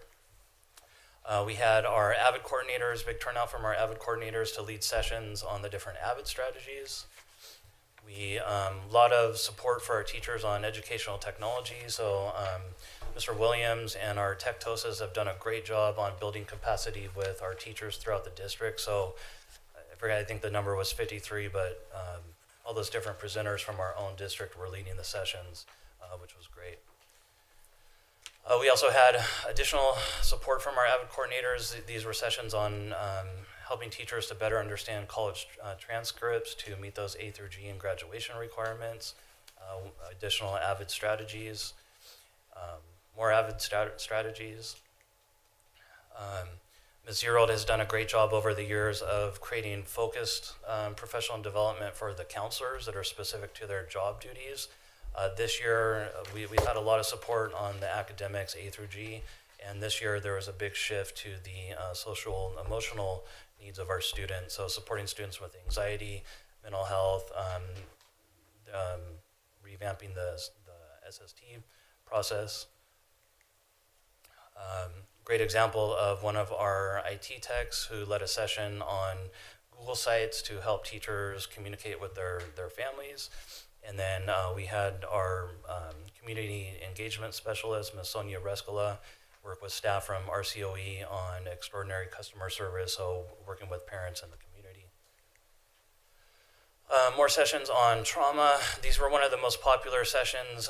We had two different ones from one of our presenters from the SELPA, and we build a schedule based on the staff needs. So we send out the different listing of the classes, and then we build as many sessions based on what they sign up for. So in this example, I think there were 200 responses for the students impacted by trauma. So our ERMS therapist, there was only one presenter to do that. We didn't have the facilities to make that happen. So our ERMS therapist stepped in and taught that session for our teachers and our classified staff. We had a great turnout from our partners at the Riverside County Sheriff Department. They led several sessions. This was one of the most popular, I think the most popular session overall on the active shooter response. So we had several teachers, classified staff members, custodians, all different groups sign up and attend these different trainings. A great response there. Again, addressing the student mental health needs from Dr. Alzubadi at the SELPA and our ARMS coordinator, Dr. Rebecca Gelke. I had the pleasure, I got to walk around to all the different classrooms, and this is one of the most engaging sessions that we saw. This was the Stop to Bleed workshop, and the staff members were actively involved on stopping injuries if there was an active shooter or any other kind of emergency. So great session to attend there. We had our district recognitions. I spent a lot of time going over the staff surveys, and you hardly ever hear positive feedback about a district kickoff, but everyone loved the recognitions that you guys did. So that was great to see. And then we had job-specific training, so it was great to have our cabinet members out there teaching classes. So this was one of the more popular ones. The math you need to move up, so math skills to move up to the next position, and they also got his free bad jokes. If any of you guys are wondering why 6 is scared of 7, you can ask the participant, because 7, 8, 9.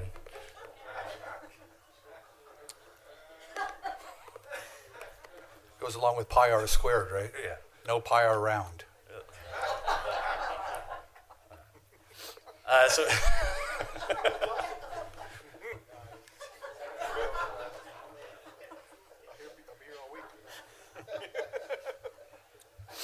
all right, moving right along, we had the Art and Rubin Show. These were department-specific opportunities for the staff to collaborate amongst their departments. Our IT department, ZBest Tech department, collaboration time. We have, once again, our cabinet and directors were out leading sessions on knowing your rights with CSEA members and customer service.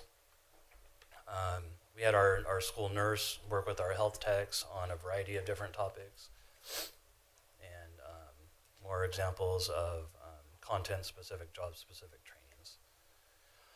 We also had our admin team participate in the training, so they had worked with our lawyers on frisk and proper ways to do school discipline. Here's a complete listing of the workshops. I didn't have time to go through every single one. I don't think you wanted me to, but we once again had a great offering of different sessions for our groups. And this was definitely a team effort, so I wanted to thank all the people listed on this slide here. I'm getting older, my memory is not as good as it used to be, so I'm a lot of support here, so hopefully I didn't forget anyone. I just want to add in the amount of work that Charles Tippy does to make this happen. He's basically doing a master schedule, a 12-period master schedule for a school with 900 students. And he does all that work by himself to get everybody in the right spot for 2 straight days. So thank you very much for what you do, Charles. Thank you. Yeah. Thank you.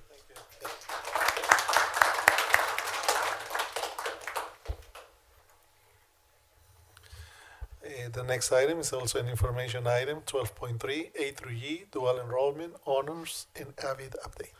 So we will have Julie Zero back up again. She'll do our presentation on our college and career indicators. No bad jokes or good jokes either. All right, this is just kind of our overview of our preliminary numbers when it comes to our LCAP Goal 2, and that's our college and career readiness, just ensuring our students are prepared once they leave high school. And here's our preview of what our graduation rate looks like for 2018, and these are not official numbers. These are the projections based on the data that we have so far. We won't get the official release, I think, for another week or so. It might be a little bit sooner. But right now we're looking at 92.95%, and that's actually the dashboard grad rate. So when you're looking at that, that graduation rate is just the comprehensive high schools. And then when you look to the right, you have the site graduation rates, and our charters will be on a different dashboard, as well as the alt ed programs. At least that's what we've been preliminarily told as far as what the dashboard looks like. So you'll see that we do have a slight increase from last year to this year. And if you remember last year, we had that change with what the graduation rate looked like in regards to what was being calculated. They no longer would calculate within the grad rate those students that were at adult ed. Those students became dropouts rather than counting as still being in high school like they did previously, which is why we had that drop from 2016 to 2017 was that calculation change. Yes.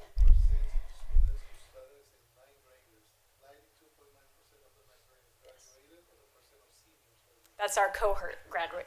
Yep, the cohort grad rate. So when you look at, and I'll go back just real quick, because when you look at the alt ed programs, they actually have a 1-year grad rate versus the comprehensive high schools that have the 4-year cohort. Just because their students don't typically stay, when you go to alt ed program, they don't typically stay for 4 years. You'll get a 1-year grad rate for them. So this is, I did a snapshot just of the 2-year comparison instead of the 3-year comparison, just so that we're comparing apples with apples in regards to the same calculation. So you'll see the district went up slightly, and then here's a breakdown of our different subgroup populations. So you'll see that we did show growth in 4 out of the 5 different categories. We did have a slight drop with our English language learners. And I think that seems to kind of ebb and flow a little bit, kind of goes up and it'll come back down and then it'll go back up. I think we're seeing a lot of impact with our new curriculum with our EL students. So I think you're going to start seeing that continue to climb, as well as with our LPAC scores. And this is where we ended up last year in regards to the county as a whole. So you'll see that we're still well above the county average. And then we're kind of in the top portion, not quite as high as we were the previous year, but we're still looking pretty good when you compare us to the districts that are above us and below us right now. We were at 90.7%, right in the mix with the county programs that have like populations. Some of them we were competing with some higher demographics as well. And then here's a snapshot of what our A to G completion looks like. This was pleasing for us to see is that all of our schools went up in regards to the A to G completion. So as a district, we went up to 40.74% for our A to G completion. And this is also just with our cohort numbers. And then you have CMI that had a slight drop, but I think you're going to see that with how high their A to G completion rate was to begin with. It's pretty difficult to maintain a 95% A to G completion rate with your students, especially with some of the changes that have happened within the charter program. So obviously we would all love to be at 93% as an A to G completion rate in regards to that, but showed growth at each of the comprehensive high schools, which was good to see. And then here's just a quick snapshot of how the subgroup breakdown looks like. So you'll see that we have our African American population, our Hispanic population, and our white population in that upper right-hand corner. And then we have our EL and our SED population down below, as well as our special ed population. And those are groups that we're always working towards increasing that A to G completion rate for those students as we move through just trying to put supports in place to help increase that number. And this is a snapshot of the EAP results. So these are the students that are college ready or conditionally ready in regards to math and English. This is where we fall. So this is just with our 11th grade students. So I think it was last month or the month before we looked at our SBAC data that was including all of our grade levels. This just gives a snapshot of our 11th grade students. So you'll see with our ELA scores for our college ready or conditionally ready, we're hanging with a lot of the other districts in our county in regards to the English program with our EAP results. And then this is a snapshot of our EAP results with math.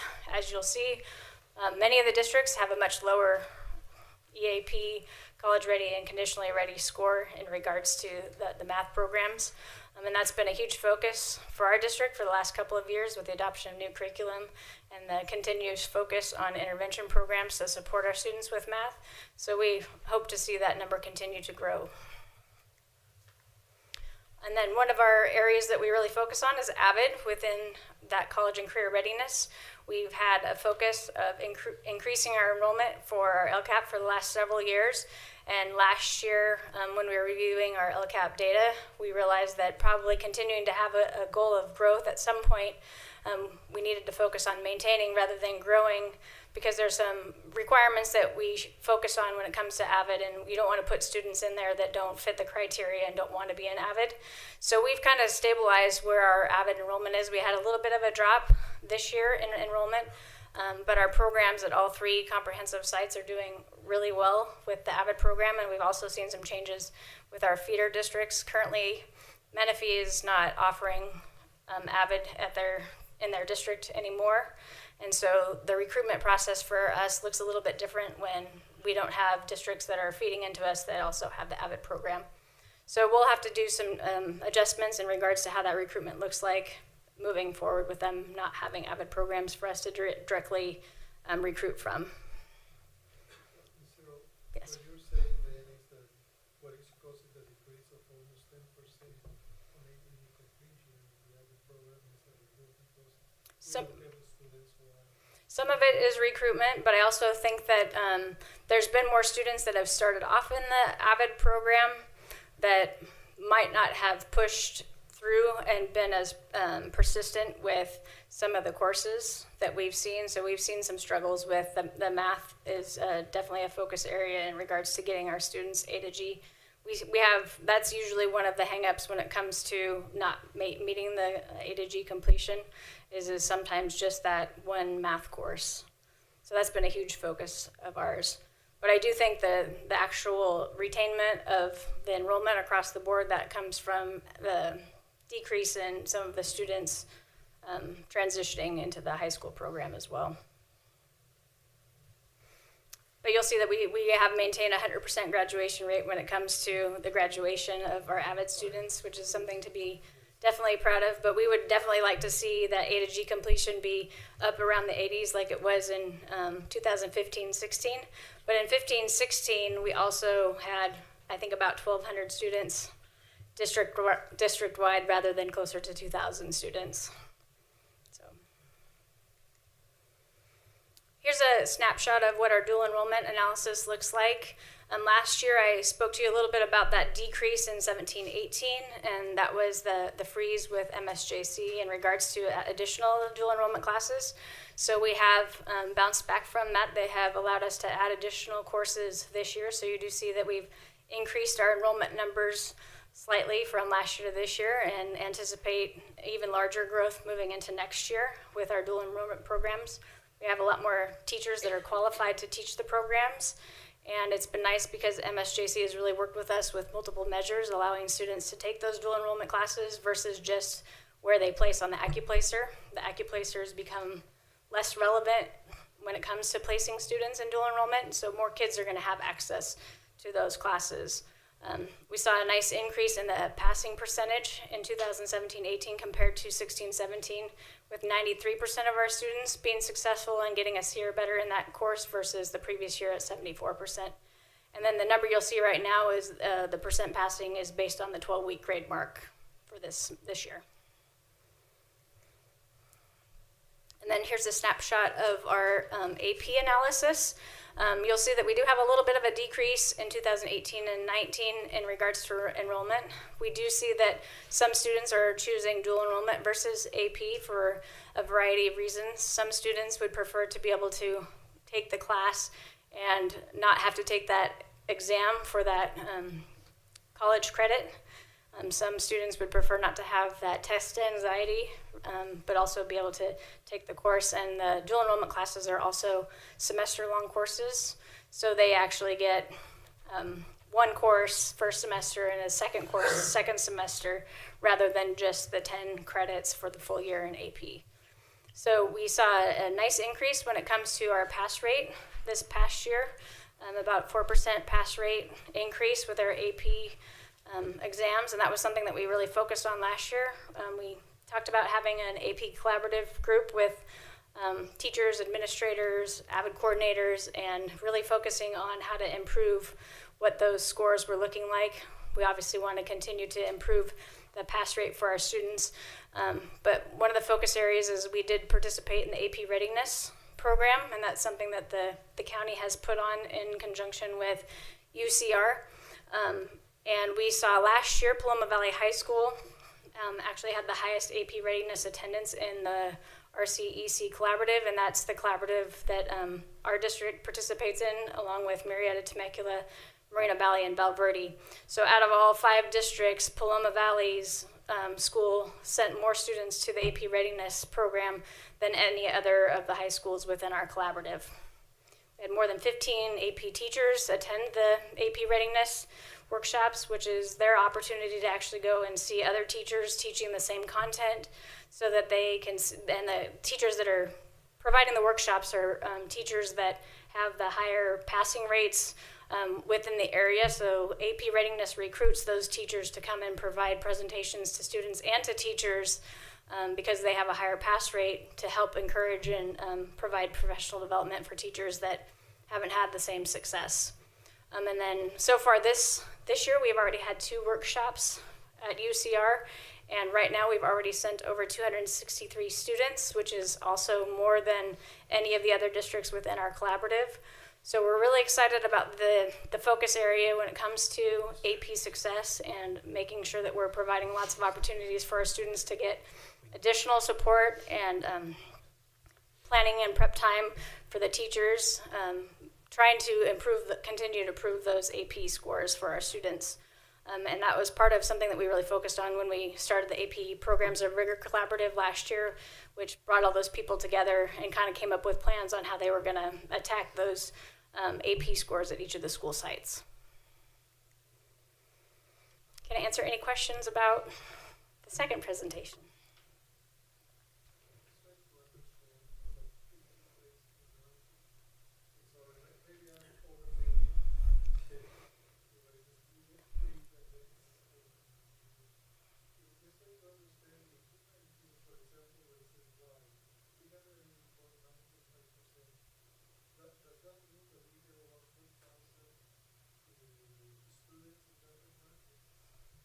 sorry, which one are you?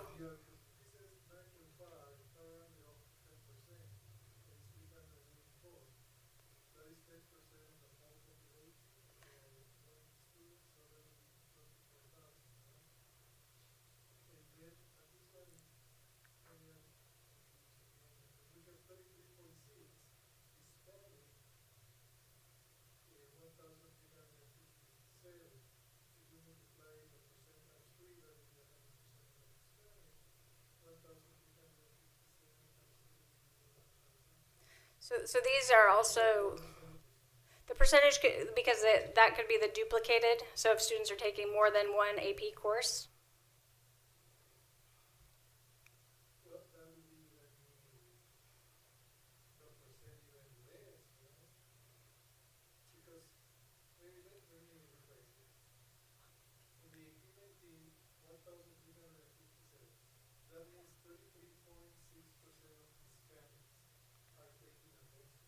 No, it's actually 33.6% of the students in AP are taking in the AP classes are taking. Yeah, sorry, I wasn't following you at first, so I apologize. Yeah, so 9.5% of the students are white that are participating in the AP program. Yeah.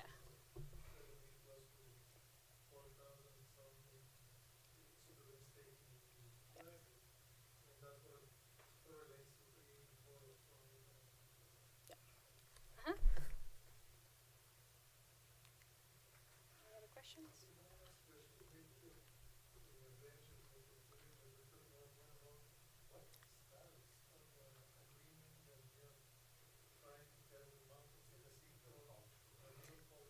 Yeah, so we're working with both Paris High and Heritage for next year in regards to having an annex at both of the high schools in regards to looking at CTE programs.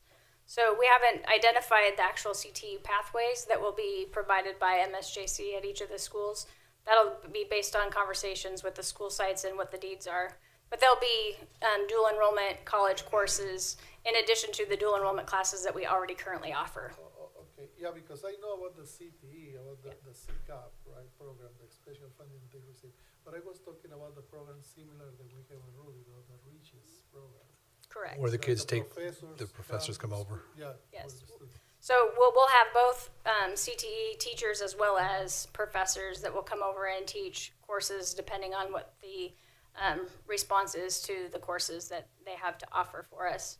So currently we have several of the content areas already provided by our own teachers. So we'll use those in combination with MSJC teachers for students to get more credits, to leave with more credits with their undergraduate credits. Yeah. Yes.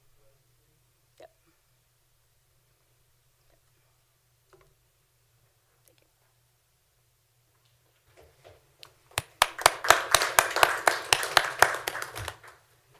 Excellent. Okay, thank you, Ms. Cyril. The next item, 13.1, discipline, October 2018 monthly suspension report. 14.1 is an action item, personnel, certificated personnel action items. Do I have a motion? Trustee Garcia, second. Okay, Mr. Stafford, please vote.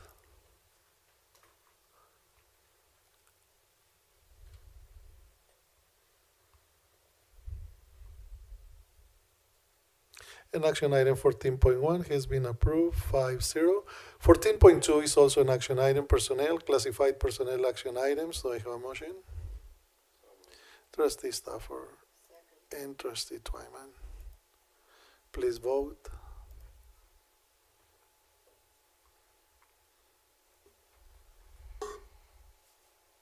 Action item 14.2 has been approved, 5-0. 14.3 is also an action item, personnel employee agreements, deputy superintendent, business services assistant superintendent, human resources assistant superintendent, educational services, and executive director of technology. Do I have a motion? Trustee. Do we made vote the on motions, this? right? We made the motions first, yeah. Trustee Nelson? Second? Do I have a second? Is this the one we were discussing? Yeah. We made a motion. No, just, we need a second first. We need a, yeah, before we talk about it, we need a motion. Do I have a second? Trustee Garcia? Okay, now, we open this action item for discussion. At this time, I want to move to table this item for further discussion so we can look at the impact from a long distance point of view versus right in the immediate. We know it doesn't change anything immediately. We need to study it for the future. We're not under any time frame where we need to have this done immediately tonight. So I would request more time to study this and see if we want to change some language or what we want to do with this. Thank you, Trustee Stafford, and I agree with your proposal, and I recommend that we call for a special board meeting that we can discuss in depth these agreements in order to make an informed decision and become knowledgeable about the process. And that would be my proposal, and we can have the date and the time TBD to be determined, but before probably the next, there is no urgency, right? We have enough time. Yeah, we have time. It doesn't have to be before the next board meeting. No. Yeah.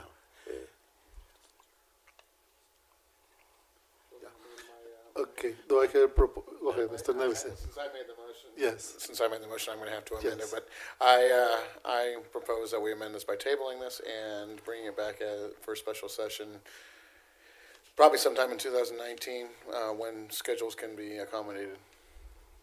Okay, so we are going to, any other comment? No. Okay, so we are going to proceed to vote on this item with the amendment proposed by Mr. Trustee Nelson to table this action item and to identify a future special board meeting, the date and the time. I'm sorry? Yeah, in 2019, the next calendar year.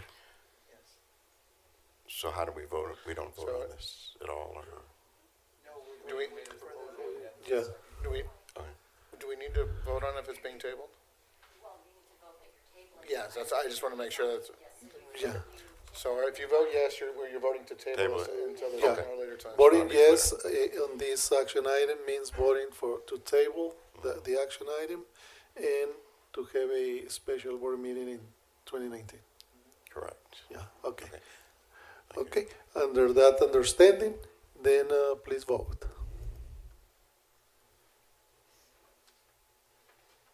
And this action item 14.3 is amended by the proposal of Trustee Nelson, has been approved 5-0. 14.4 is also a personnel action item, superintendent's employment agreement. Do I have a motion? So moved. Trustee Nelson. Second. Question is, do we want to do the same thing with this? We need a second first. Yeah. Okay, well, second. We made the motions first and second, and then we are going to. Okay, and then I would also like to table this action item until that same special board meeting in 2019 to be discussed further.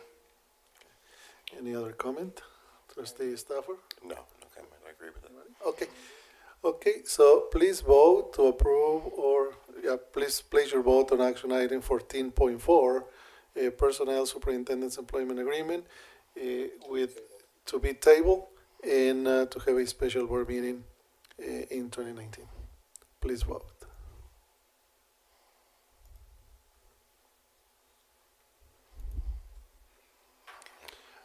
Action item 14.4 with the amendment has been approved 5-0.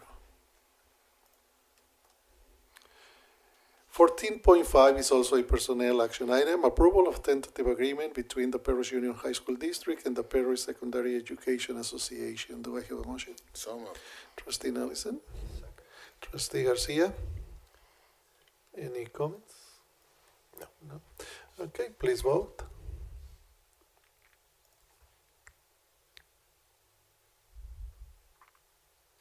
Action item 14.5 has been approved, 5-0. 14.6 is also an action item, personnel guest teacher daily rate pay increase.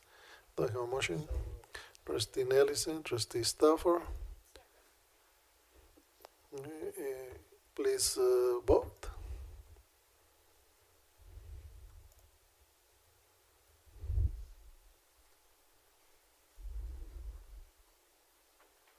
Action item 14.6 has been approved, 5-0. 14.7 is also an action item, personnel board authorization to teach a single subject area, education code 44256B. Do I have a motion? Trustee Twyman? Trustee Stafford, please vote.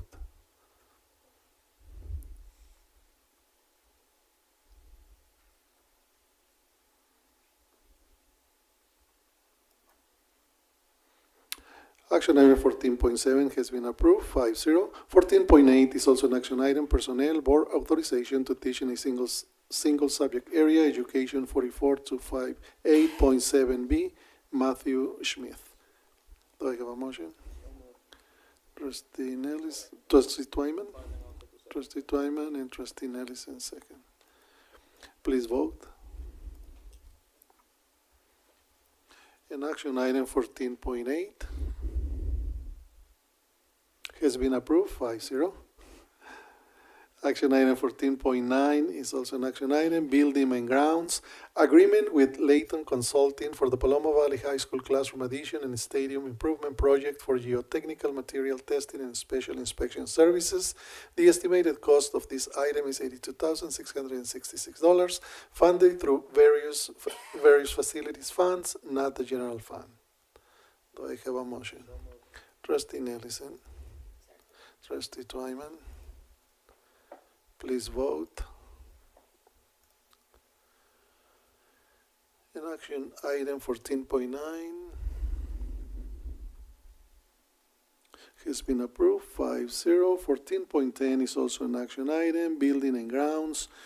Approval of a 3-year agreement with PQ Bids for online contractor pre-qualification services in compliance with Public Contract Code Section 20111.6. The cost of this item is $32,500, funded through various facilities funds, not the general fund.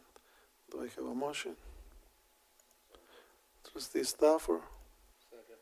Trustee Nelson. Please vote.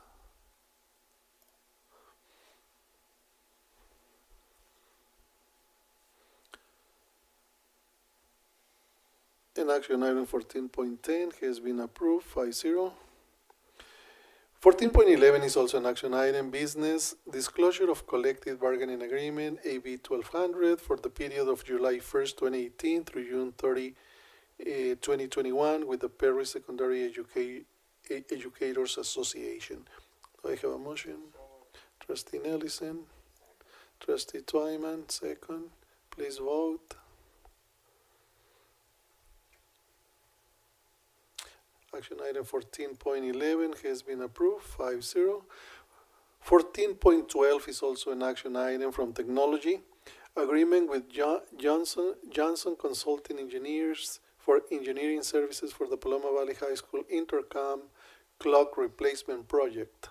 The cost of this item is estimated at $27,000 based on 9% of the preliminary project budget of $300,000, funded through the general fund one-time monies. Do I have a motion? Trustee Nelson. Trustee Stafford, please vote.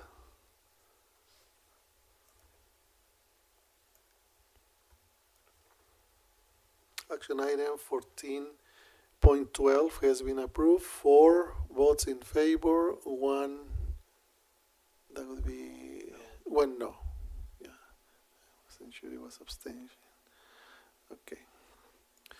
The next item is also an action item 14.13, technology multi-year agreement with Instructure for the purchase of the Canvas Learning Management System funded through the general fund in the amount of $296,912.38. Do I have a motion? Trustee Twyman, Trustee Nellison. Any questions or comments? What is the Canvas Learning Management System? Currently, the district uses which was called Haiku Learning Management System that was purchased by Power School. Okay. Yes. And so a group of teacher leaders met, a focus group met to decide if they wanted to switch to a different learning management system. And this was the learning management system that they recommended. We would no longer be paying for Haiku, and Haiku and Canvas are pretty much similar in pricing. Similar. Okay. So it was Haiku, then Power Learning. Now it's Power Learning, but we're switching to Canvas. Yes. Joe, and doesn't this LMS talk with Infinite Campus? Right. So there are some upgrades when we use with we go with Instructure, pending an upgrade with Infinite Campus. This talks with Google Classroom, Google Turnitin.com, and other integrated tools that will be pulling assignments from various education resources into the Infinite Campus gradebook in one shot. I think Ms. Vicky Mueller is not here, but I think the teachers are going to like it, right? I think it's a really, really nice. But I didn't know that it was that expensive. Do we have to pay that every year, or is it just a one-time payment? No, that's. Well, cost per year one is 45. Oh, it's a 3 year. Three-year contract. Oh, so yes and no. It's a 3-year contract. Yeah, so no, not the. Thank you. No, not that whole enchilada. But it's a 3-year contract. Okay. But given the productivity and the workflow, it's well worth it. Mm-hmm. Yes. Okay. If we don't have any comments or questions, okay, please vote.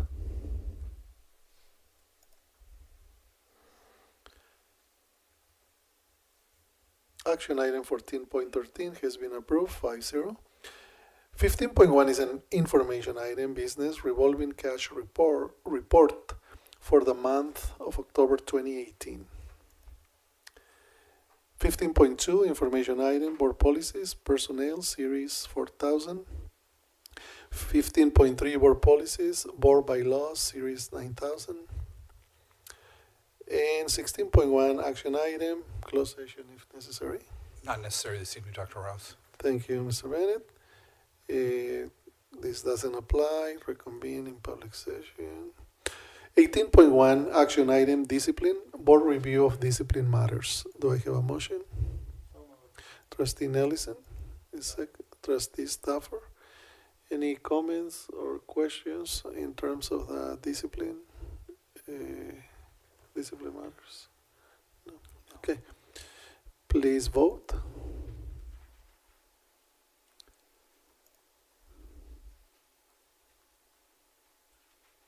Action item 18.1 has been approved, 5-0. 18.2 is also an action item, discipline, reinstatement of student discipline matters. Do I have a motion? Trustee Nellison, second. Trustee Stafford, please vote.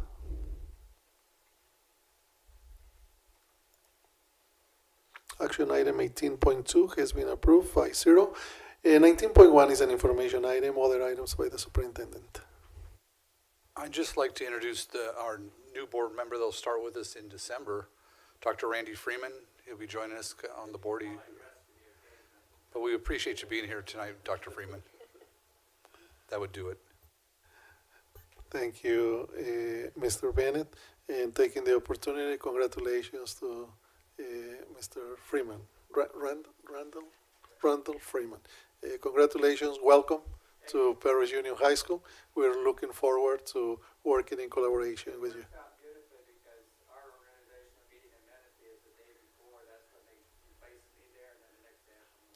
Oh.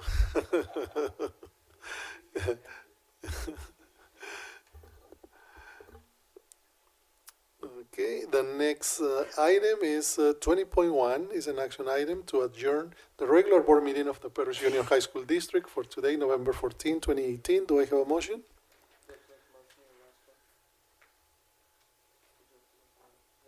Yes. No? Okay. Okay. Okay, trustee Stafford.